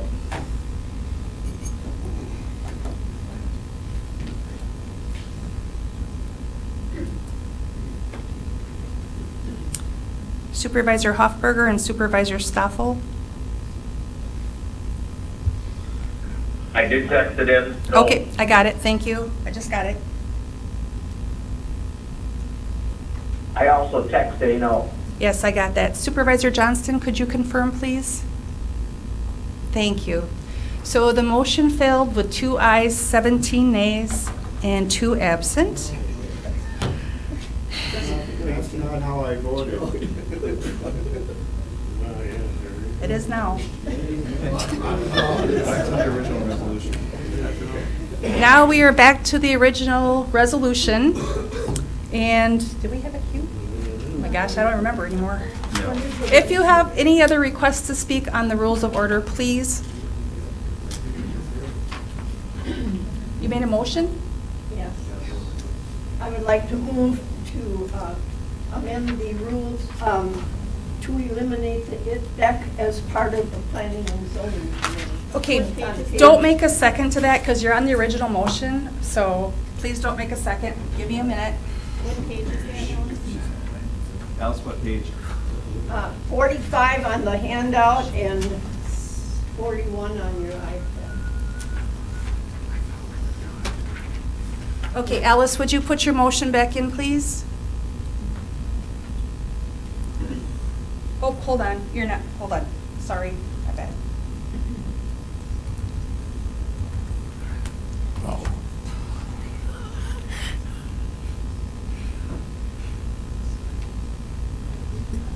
Okay, now try it. And we have a second. So a motion and a second, and it was to remove the ITBEC committee from the rules? No, No. it was to remove ITDEC, it was to eliminate ITDEC being part of the planning and zoning committee.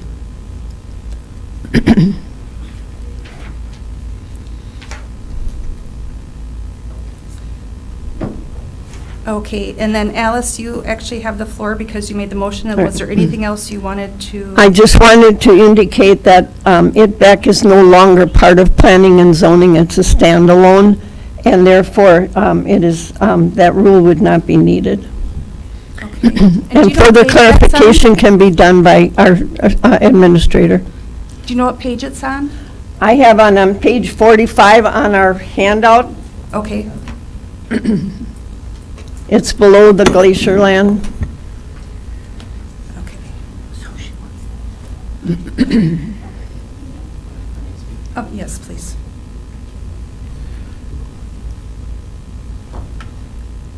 So specifically, the requirement that we appoint a Planning and Zoning and Farmland Preservation Committee member to ITBEC is the request. I had asked for that change simply because tourism and economic development isn't necessarily housed specifically in planning and zoning anymore, so it's not necessary where previously it was. Now we have some staff conversations and changes regarding tourism and economic development and where that belongs, so that no longer makes sense to be in that committee. And it's not required by ITBEC. All right, Supervisor Booty. Thanks. I had pressed my request to speak button before Mr. Romanesco explained everything that I was just going to say. So I'm just going to clarify that this would specifically apply to Rule 17, paragraph B, subparagraph 1, and it would strike out the portion of the rule that states who shall be a member of the Planning, Zoning, and Farmland Preservation Committee. I am anticipating that we will, in the near future, also possibly be having a rule change to to address that the other member may not be the designee of the Director of Planning, Zoning, and Land Information. That is probably going to be forthcoming depending on the staffing change. And that'll probably come through the Rural Committee during this next term. Thanks. Thank you. Supervisor Doran. Thank you. Just for clarification, perhaps for the new supervisors, when you say ITBEC, I assume you mean the International Trade, Business, and Economic Development Council, is that correct? So that'd be page 41 on the electronic version? Okay. And sorry, can you just clarify again? I think this makes sense, but for us new people that weren't kind of aware of that situation, can you just explain it again? Thank you.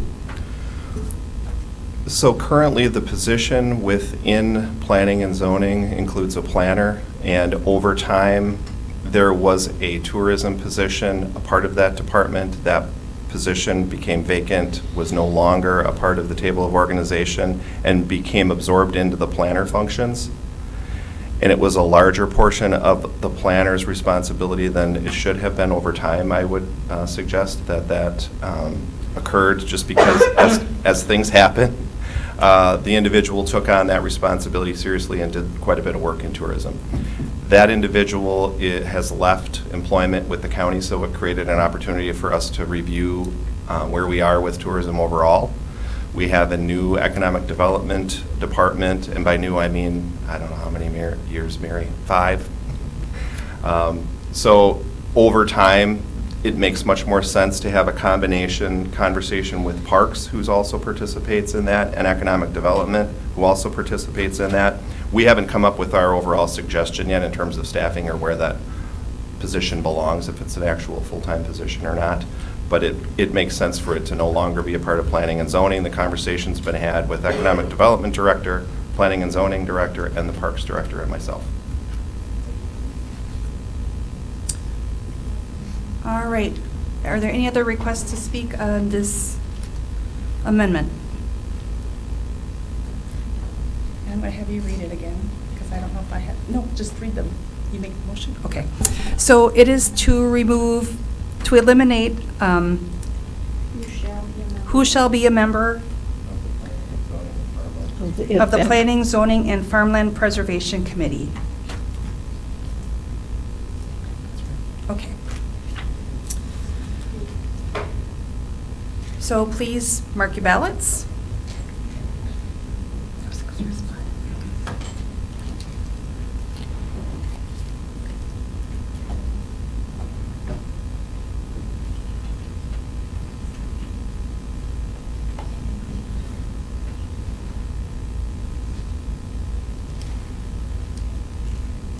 Okay, the amendment motion passed with 18 ayes, 1 nay, and 2 absent. So we will move on back to the original motion of the adoption of the rules. Give me just 1 second.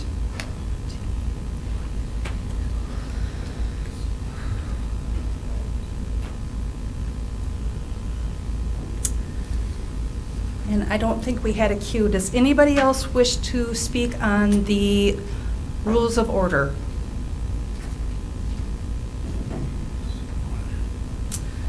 All right, seeing no one else wishing to speak, we are voting on the amended rules of order. An aye would adopt them, a nay, they would fail. So please mark your ballot.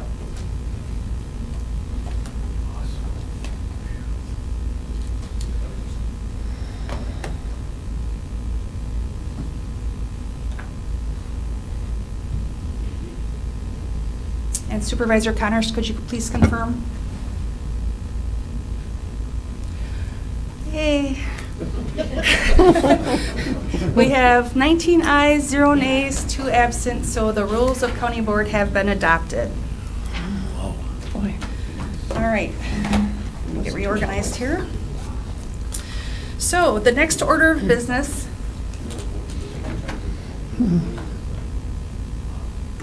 is the election of the County Board Chair. The election of the chair and the vice chair are done by secret ballot.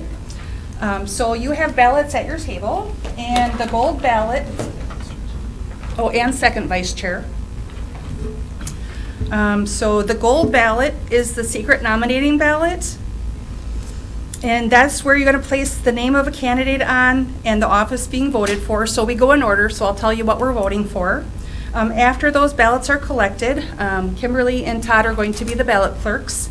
Then we add up, we actually take all the candidates for the nominations. We tell you who they are. They get to speak for 3 minutes if they wish to, so you kind of know who you're voting for.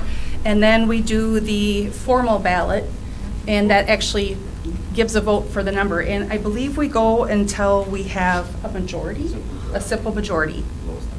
The lowest number drops off every time. Do I have to explain the supervisors? No. Okay. I would ask that you now please mark your gold nomination ballot, and this is for chairperson. So you want to nominate someone for chairperson of the board.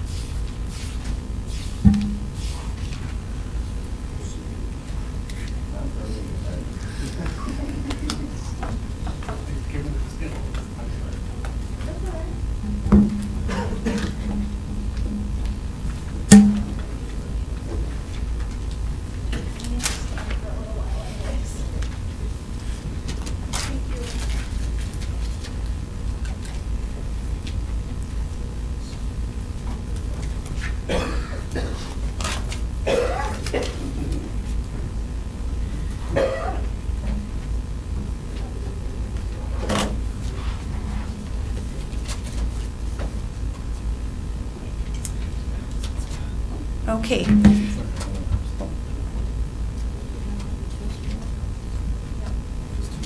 Okay, we have two candidates, Alice Connors and Scott Hanschke.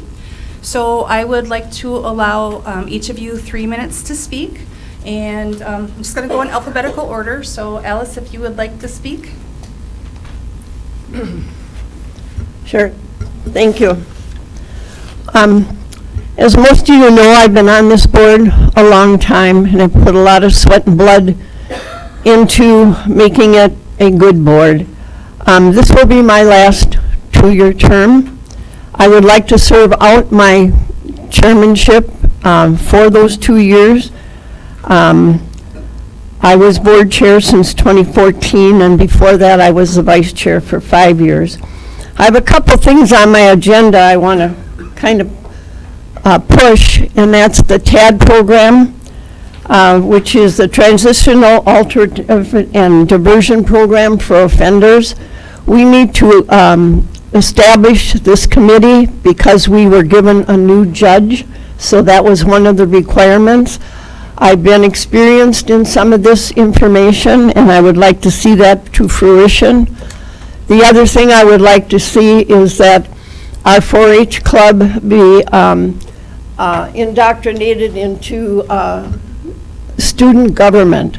It's something I've been wanting to do for the last 4 or 5 years and got sidetracked because of the pandemic, and we couldn't get it done.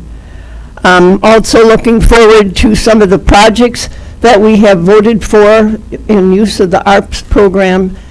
And just to let you know that I have been very active speaking to towns, villages, cities, governments. I'm out to most of them. I take my administrator along just to keep them informed of what's happening in the county. I put a lot of time in here, and I would just like to serve out my last 2 years as your chairman. Thank you for your support. Thank you, Supervisor Connor. Supervisor Hanschke? Thank you. Hey, I'm deeply honored I was nominated. I'd just like to say that I think I appreciate Alice's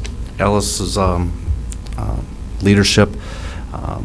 Totally appreciate that. I think it's time for, new and youthful and different ways of looking at things. And I think when I look and I talk to people, my constituents, I see and hear, people are hurting. People are not doing so good, and I want to make sure that we preserve their economic and personal safety. I come with the background of a business mindset, keep things efficient and clean, and always looking out to make sure that we do what the constituents want, which is fiscal responsibility, and to make sure that we deliver all services that the county provides at an exceptionally high level. As far as an agenda, I would say I don't have an agenda other than to just be an advocate for the taxpayers of the county. So thank you for the nomination. If I'm elected, I would accept, and hopefully I could work with Todd a little bit more closer, because he's a great guy. Okay. Thank you. Thank you. So we have Alice and we have Scott, and so I need you to mark your secret formal ballot, put office of chair, and then vote for either Alice or Scott. And then the ballot clerks will come around and pick them up.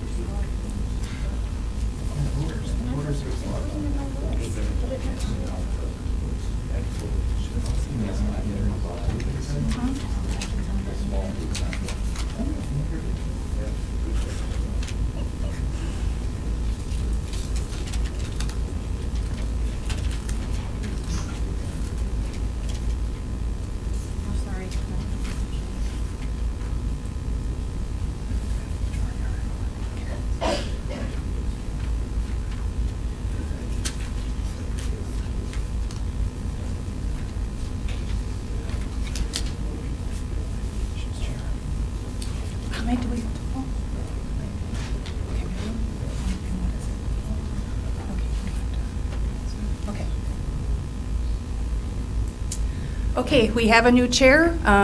Alice, you have been elected chair again. Thank you. And I now get to relinquish my seat. Great job. Hey.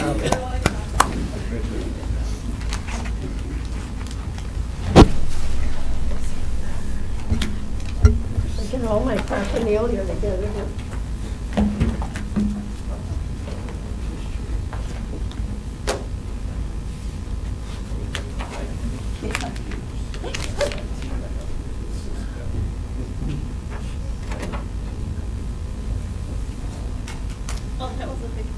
I know, I brought the paper.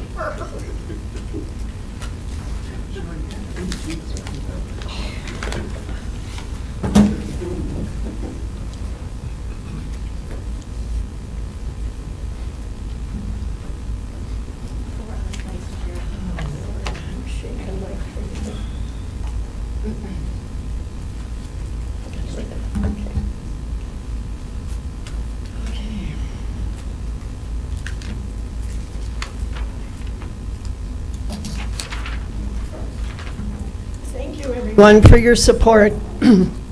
I hope I do justice to this position. We will now have the appointment of the election of the first vice chair. And you have your nominating ballot. Choose your orange one. Point of order, Alice, you want to follow the agenda, or we're going to skip over 8 and 9? Oh, excuse me, yes, sorry, I'm changing here. I need a motion to approve the agenda. So I have a motion by Supervisor Booty and the second by Supervisor Diedrich. Please vote your ballot.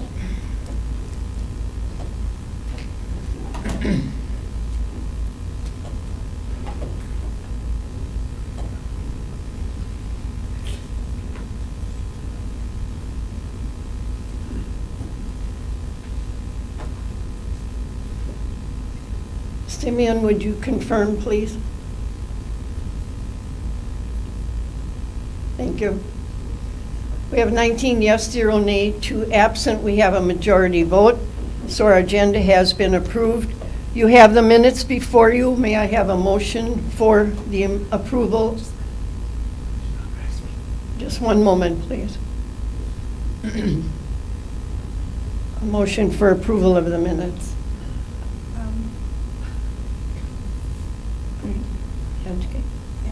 I have a motion by Supervisor Hanschke and a second by Supervisor Booty. If there are no corrections to the minutes, please vote your ballot.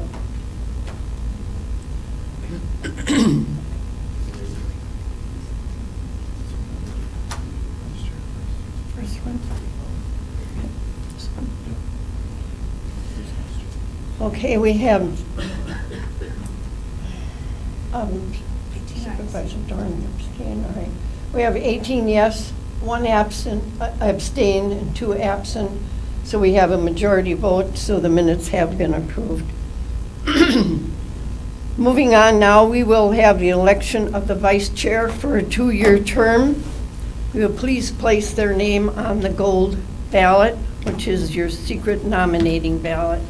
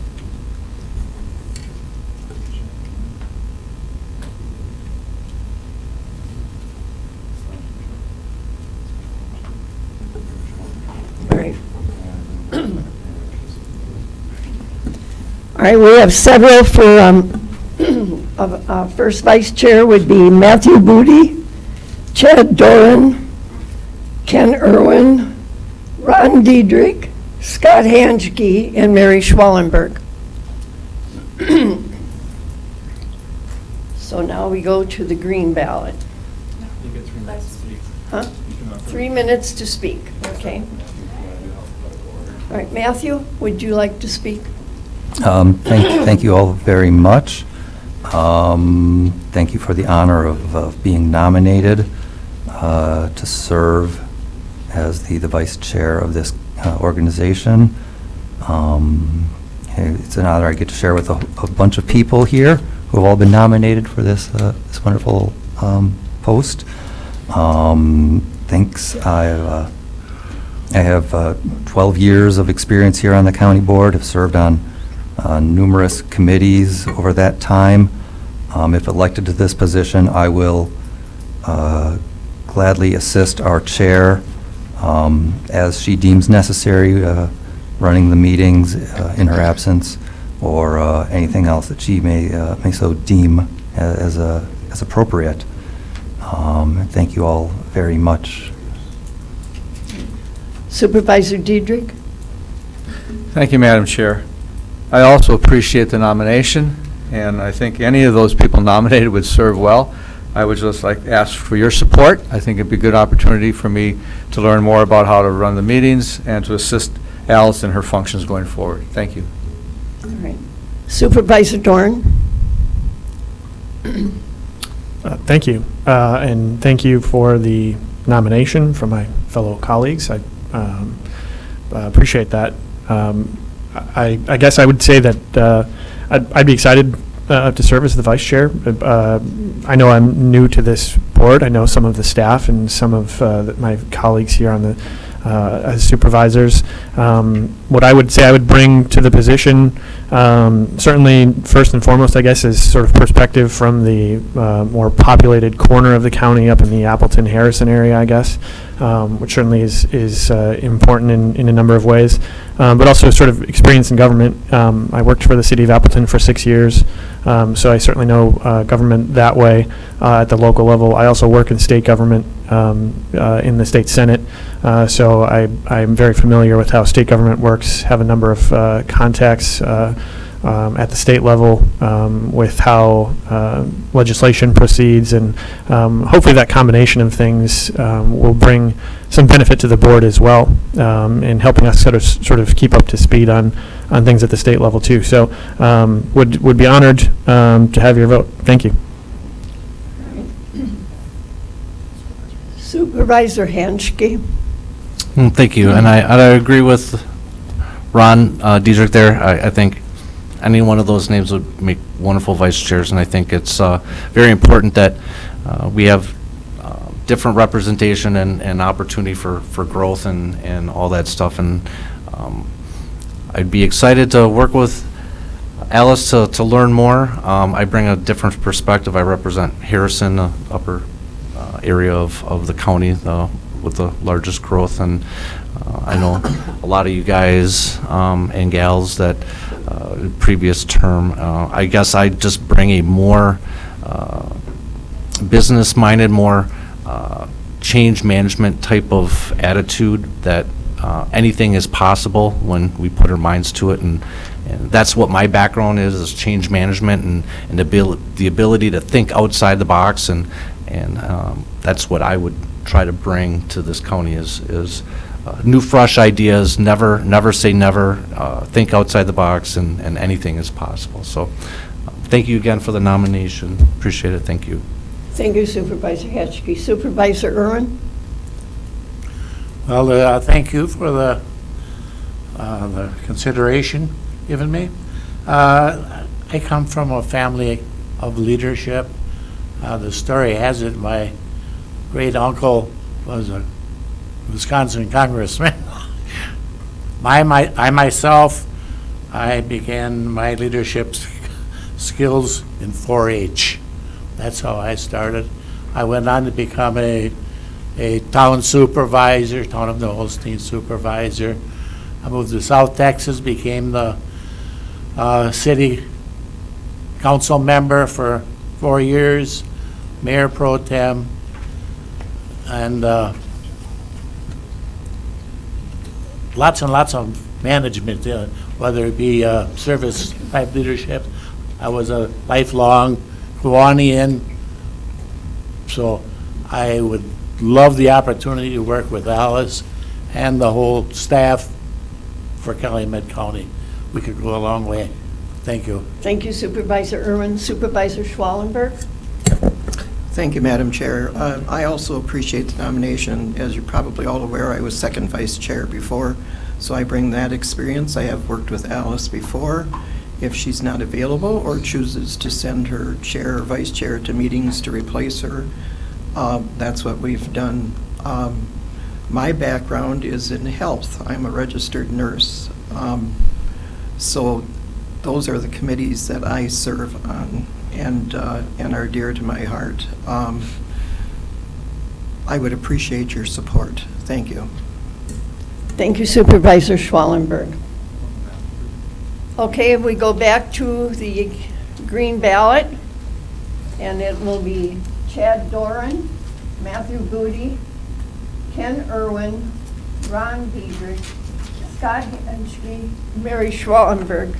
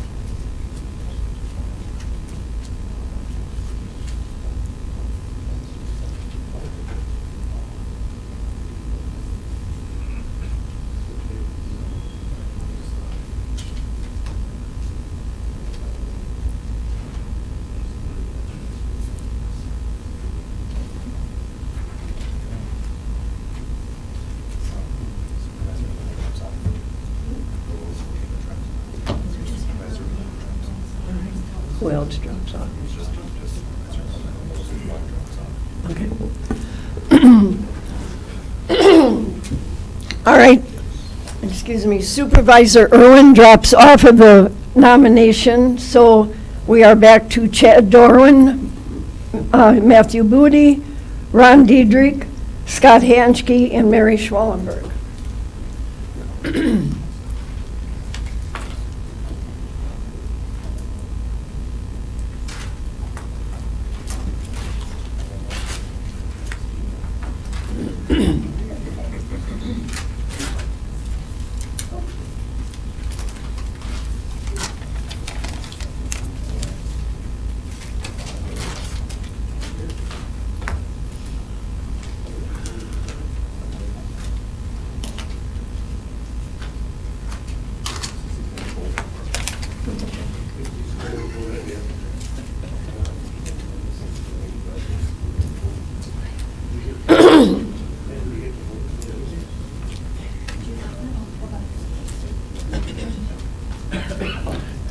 Is it all right while we wait to go to the bathroom if we need to and all that, or do we have to adjourn, or?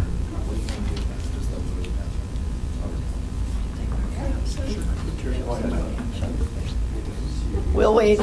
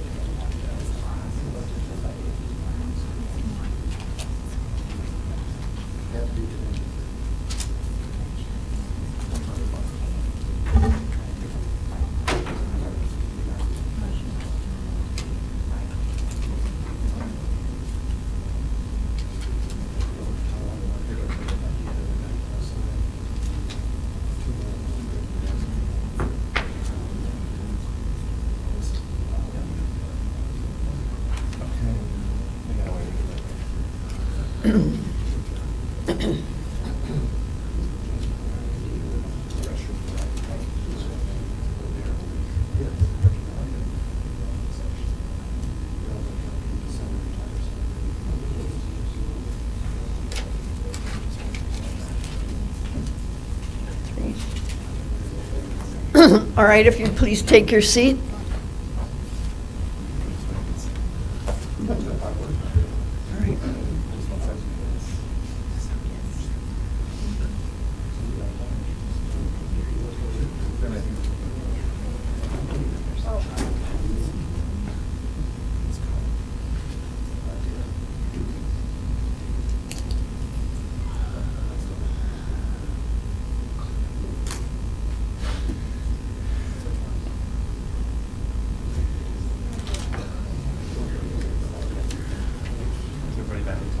Everybody back?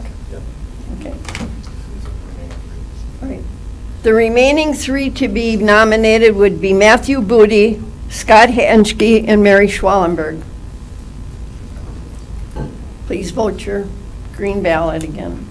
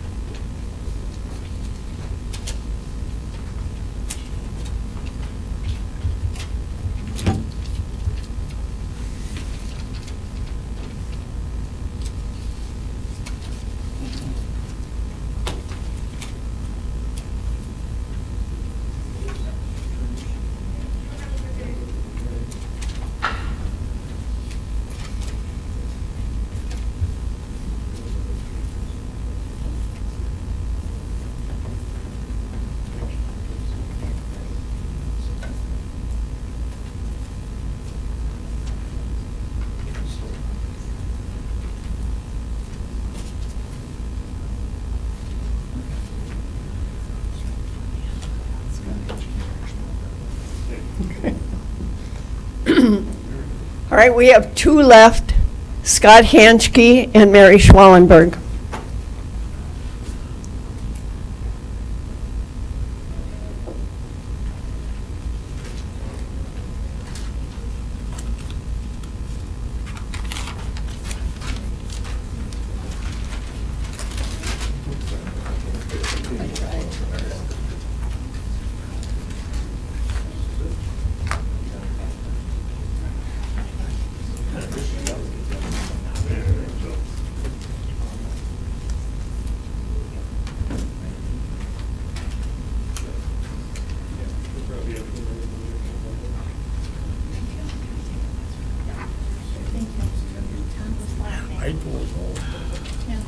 Souvenirs.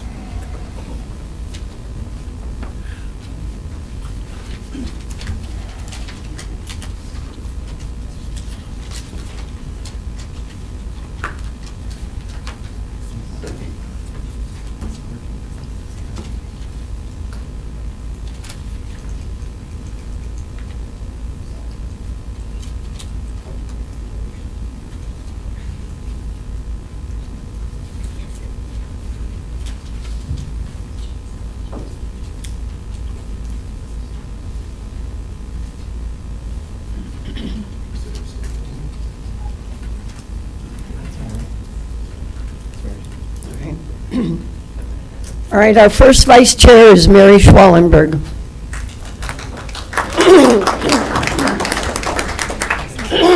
Thank you, everybody.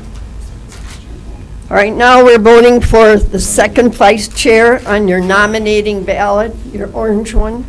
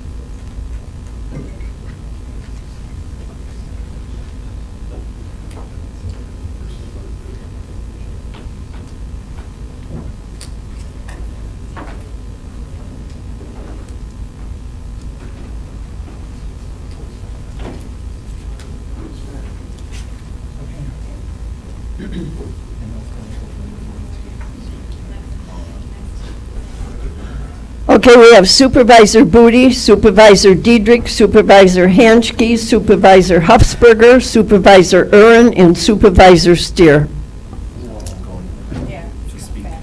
So Supervisor Booty, do you wish to speak? Really nothing else to say. Again, thank you very much for being nominated again.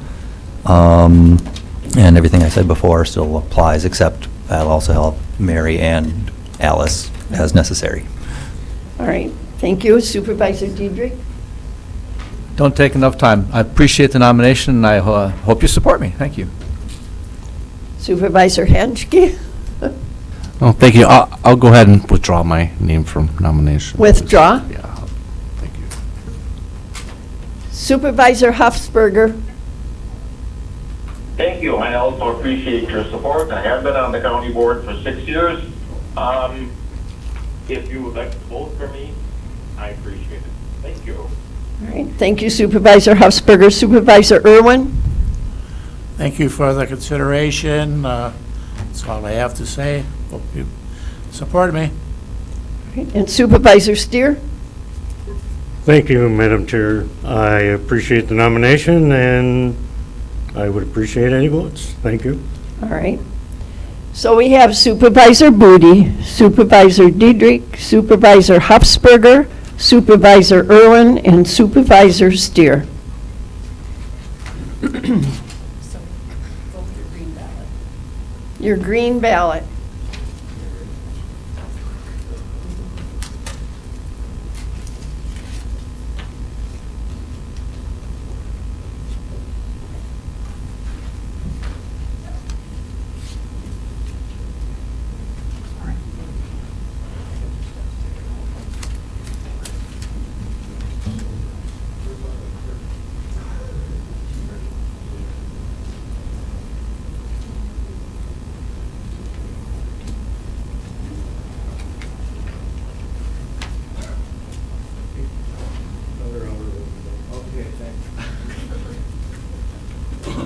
Did I get everybody over here? Yeah. That was quick. Everybody spoke already? Yeah. Wow. Want to get going? Sorry.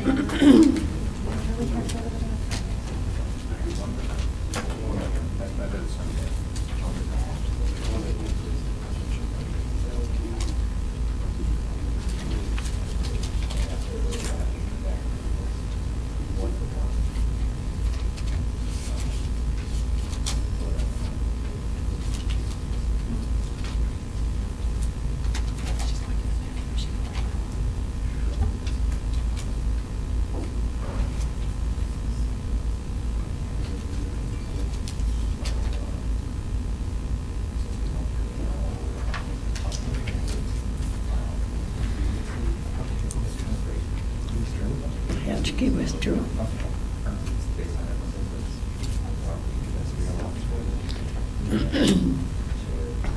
Okay, we are left with Supervisor Booty, Supervisor Diedrich, Supervisor Hufsberger, and Supervisor Steer. The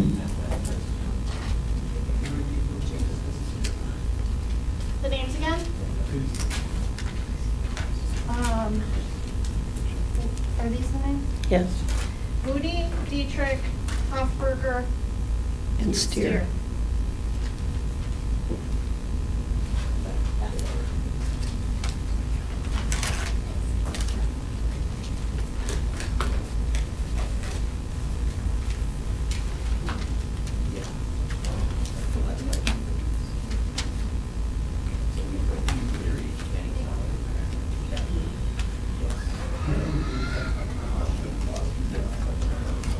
Thank you. I must not have been efficient enough.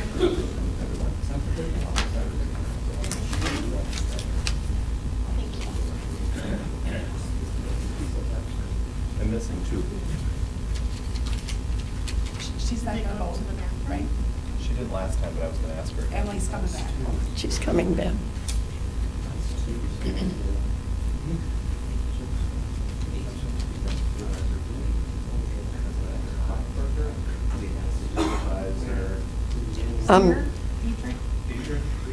Supervisor Booty, Diedrich, Hofsberger, and Steer.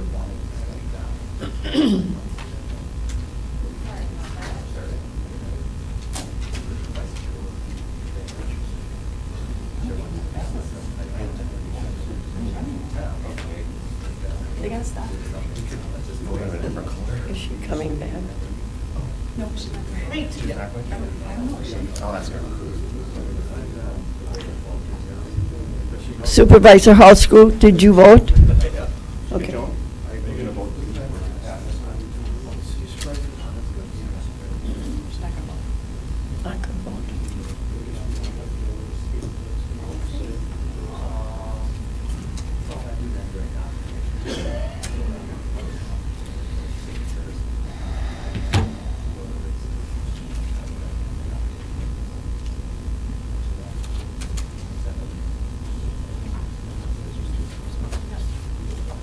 Wait.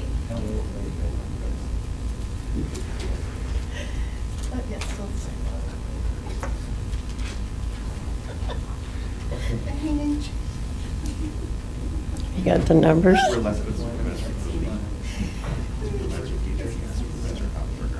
Okay. Supervisor Booty, Supervisor Diedrich, and Supervisor Huffsberger. Your green ballot.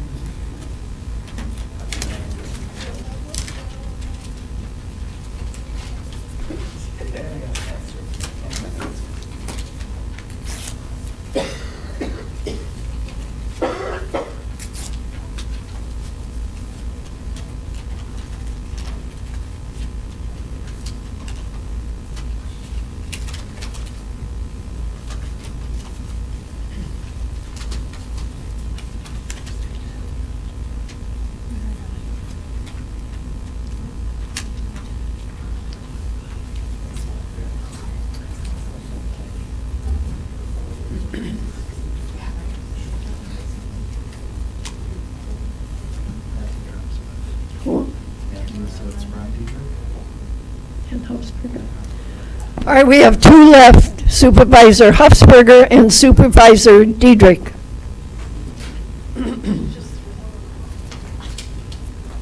Hard to find with ballot clerks.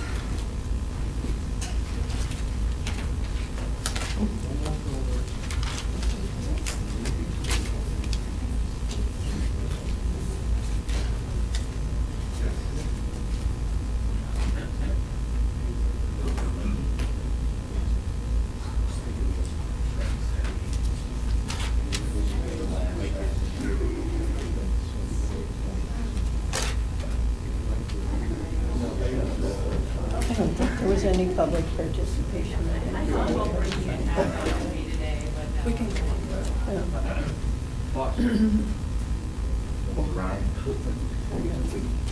Ways to swing the election. It's all on the up and up.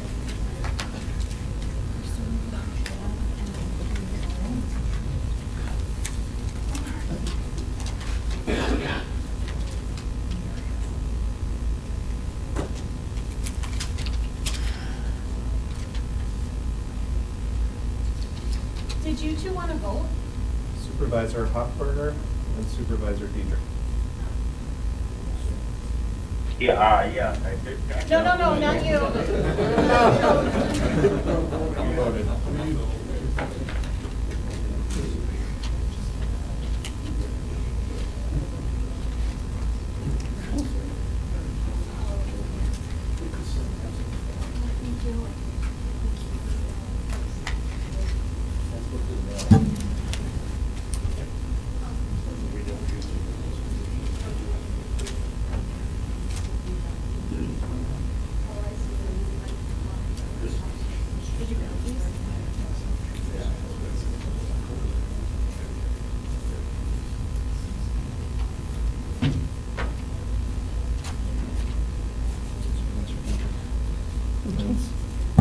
All right, our second vice chair, Supervisor Diedrich. Thank you all. Sorry, Michael. All right, moving on,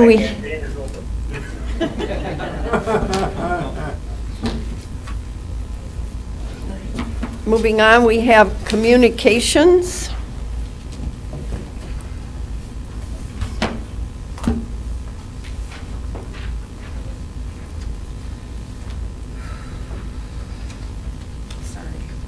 It's okay.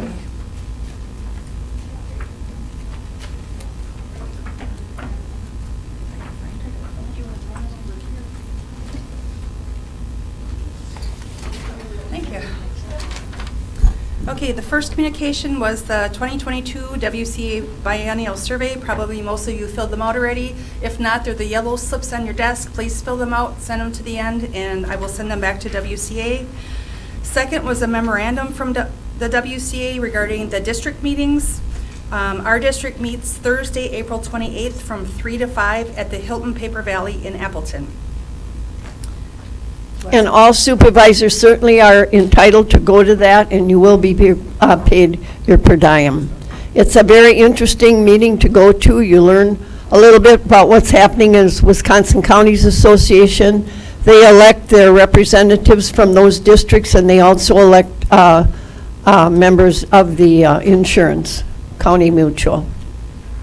Okay, our third communication was the submittal of annual reports and other compliance documents for municipal separate storm sewer system MS4 permits from the Land and Water Department, and that is just for your viewing pleasure. And you have that in your packet. And the final was La Crosse County referendum results on clean water. And I'll refer that to Land and Water. Okay, I don't believe, is there any public participation? I didn't see anything written down. No, all right. Then moving on to resolutions. Resolution. Go ahead. Resolution 2022-02. Acknowledging Kenneth Draheim. Acknowledging the meritorious work of Supervisor Kenneth Draheim, introduced by the Calumet County Board of Supervisors. All right, I have a motion by, Oh, hold on, I wasn't ready. that's all right. All right, I have a motion by Supervisor Diedrich and a second by Supervisor Hanschke, was it? Yes. All right. All right, we just ask for unanimous support for this resolution, so please vote your ballot. I'm not ready. All right. She's not ready. I'm ready. She's not ready. So who made the motion? I don't know who made the motion. Ron? Supervisor Put your motion in, Diedrich please. Yeah, and Supervisor Hanschke. thank you. Thank you. Now you can vote. All right, now please vote your ballot.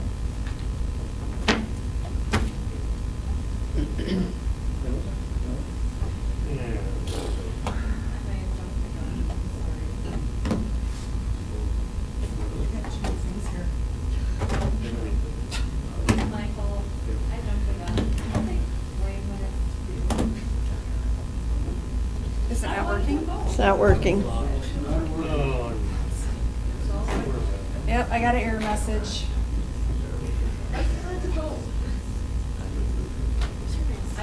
Try it now. No? There we go.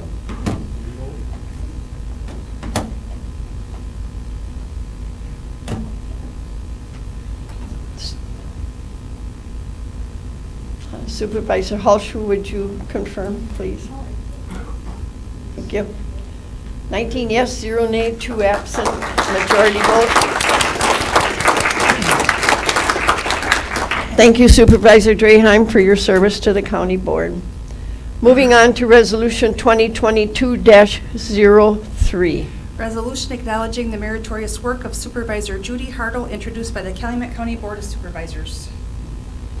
All right, I have a motion by Supervisor Steer and a second by Supervisor Schwallenberg. Would you please vote your ballot?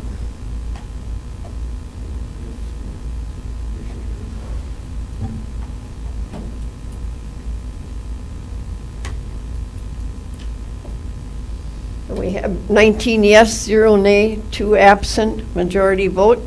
And thank you, Supervisor Hartle, for your service. Moving on to Resolution 2022-04. Resolution acknowledging the meritorious work of Supervisor Dwayne Stillman, introduced by the Calumet County Board of Supervisors. I have a motion by Supervisor Voigt and a second by Supervisor Doran.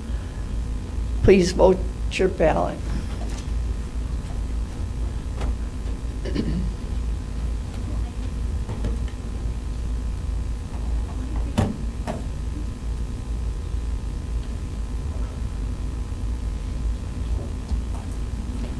19 yes, 0 nay, 2 absent. We have a majority vote, and thank you, Supervisor Stillman, for your service to the county board. Moving on to Resolution 2022-05. I got it. I just get my voting system here ready. Resolution approving amendments to Town of Chilton zoning ordinance on certain property in the Town of Chilton, property of Gregory and Jennifer Vollmer, introduced by the Planning, Zoning, and Farmland Preservation Committee. All right, I have a motion by Supervisor Booty, second by Supervisor Schwallenberg. And Supervisor Gleckner, are you prepared to speak to this? Yes, yes, I am. And I'm speaking on behalf of Mike Hoffberger, our chairman. I'm the vice chair. Gregory and Jennifer Vollmer have requested to rezone a portion of their property located in the town of Chilton on Farrell Springs Road. The town of Chilton approved the rezone by ordinance on February 14th, 2022. Although the town of Chilton is not under county zoning, Wisconsin statutes require all zoning ordinance amendments to be approved by the county board. And our recommendation is that the Calumet County Planning and Zoning and Farmland Preservation Committee voted unanimously to recommend approval of the rezoning after finding that the zoning amendment is not in conflict with the county zoning jurisdiction or the regulatory authority such as shoreland zoning, land division, or wetland floodplain zoning. The town of Chilton followed the proper administrative procedure in adopting the zoning map amendment. And if you have any questions, I'm sure that Chris would be happy to answer them. Right. Are there any questions of Supervisor Gleckner or anyone regarding this resolution? I don't see any, so please vote your ballot.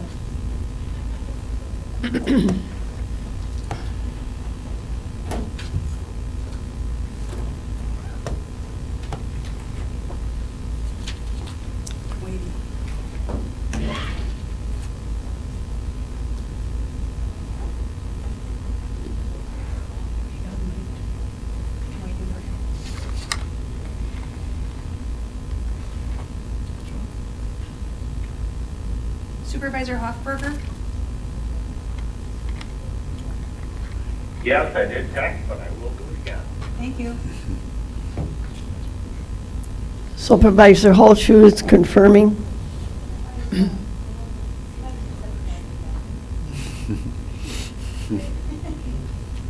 Right, we have 18 yes, 0 nay, 1 abstain, and it has received a majority vote.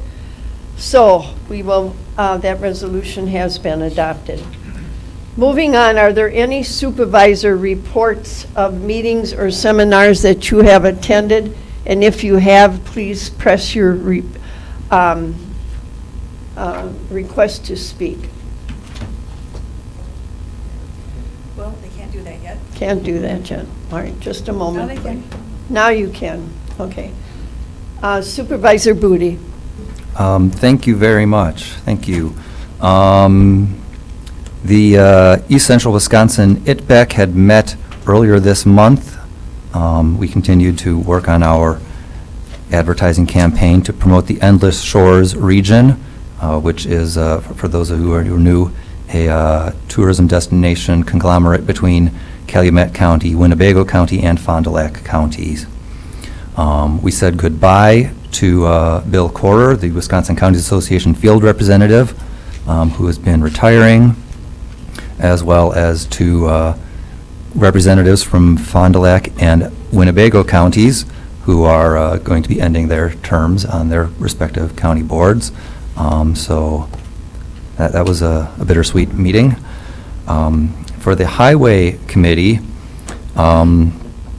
just want to let everyone know that there is going to be a community open house to discuss High Cliff Connection, which is a trail system under the auspices of the East Central Wisconsin Regional Planning Commission.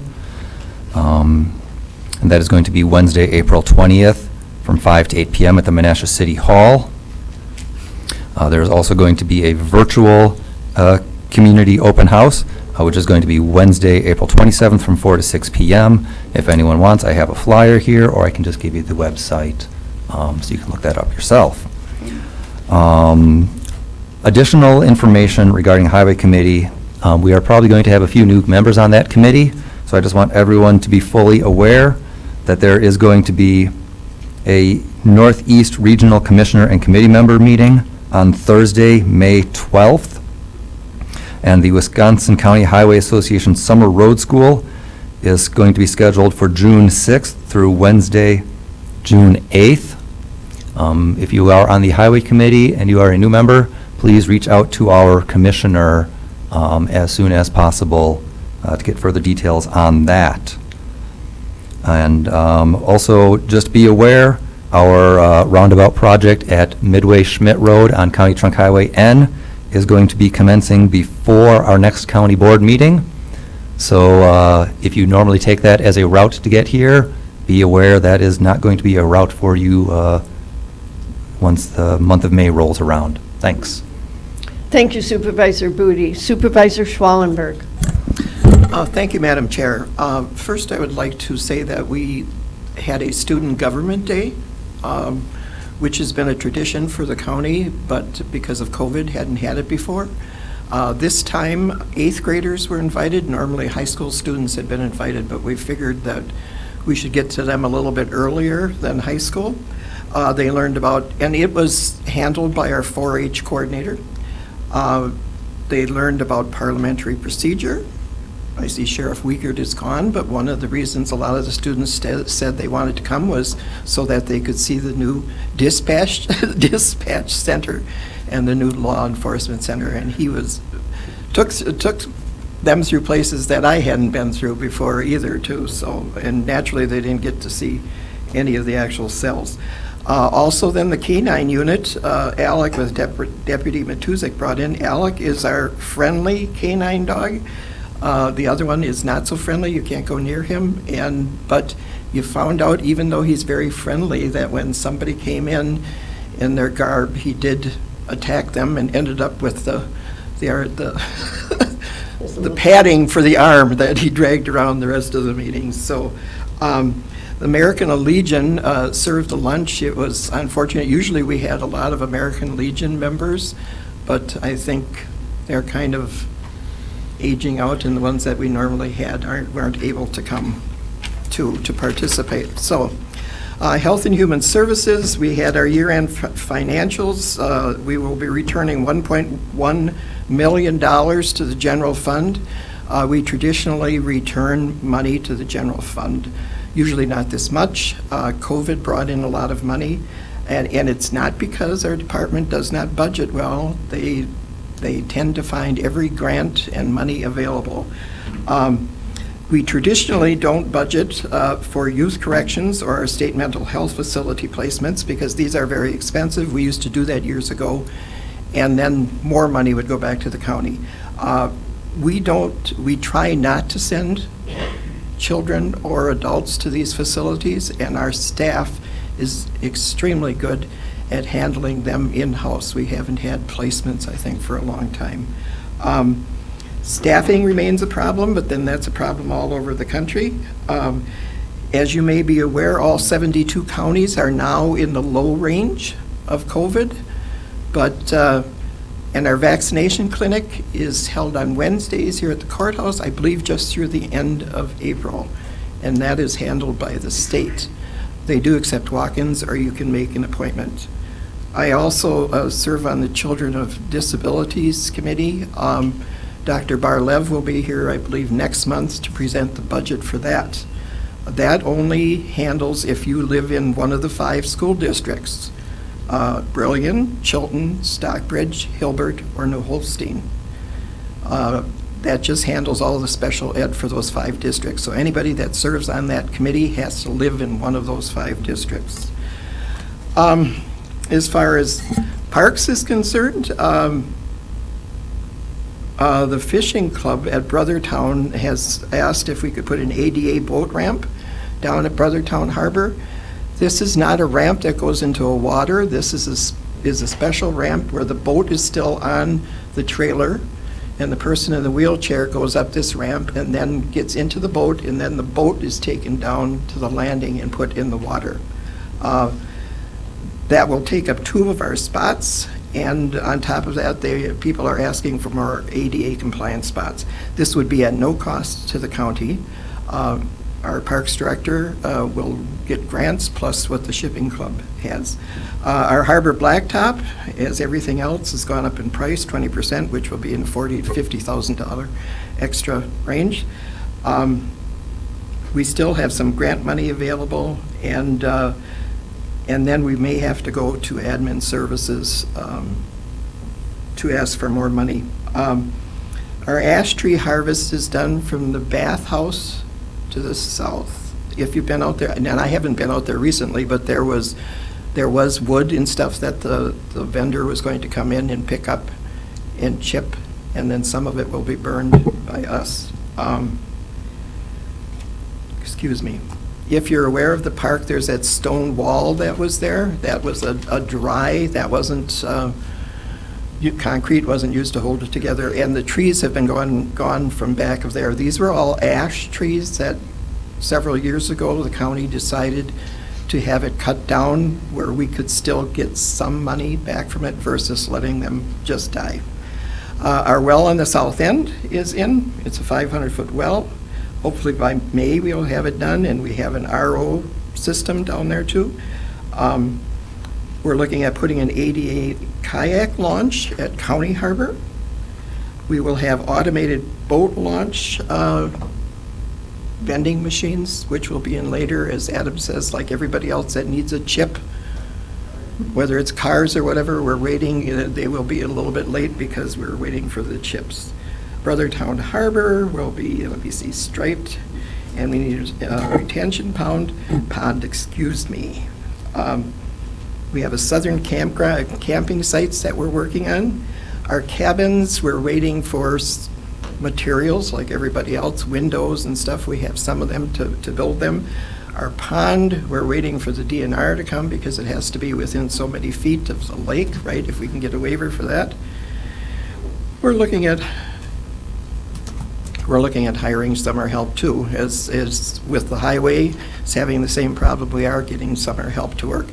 And what Supervisor Booty mentioned about the trail, that's a trail that started 20 years ago, as Mrs. Nelson reminded us. She was a county supervisor then. But at that time, we were looking at putting it on the south side of the highway. Now, what what they're having at Menasha is prospective trails.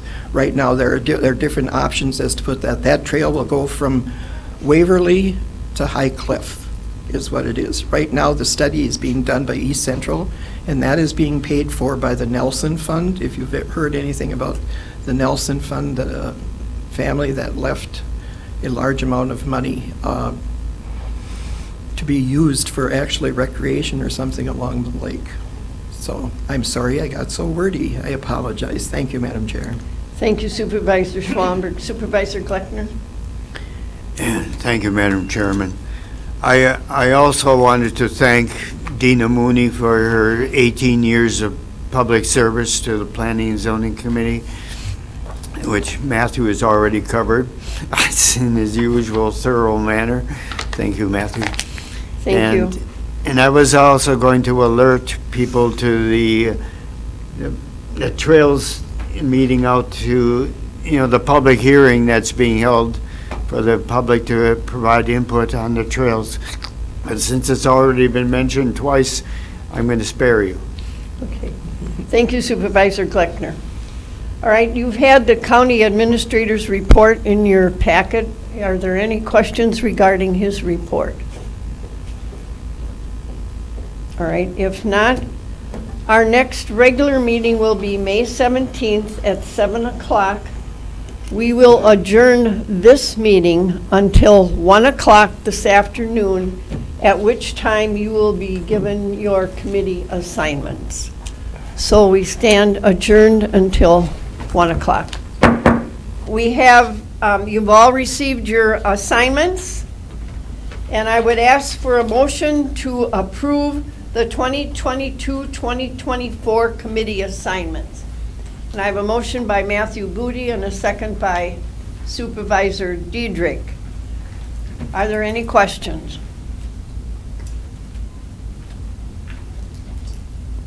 Seeing none, please vote your ballot.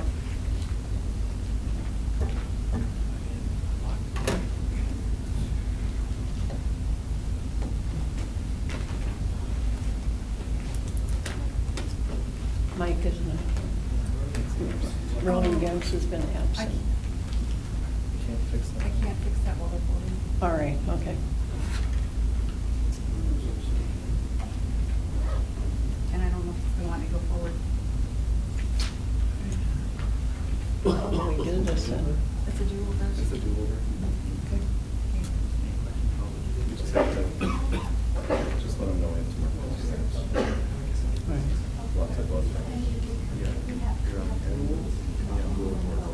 There, that's it, right? Yep. All right, now we can vote again. All right, please vote now again.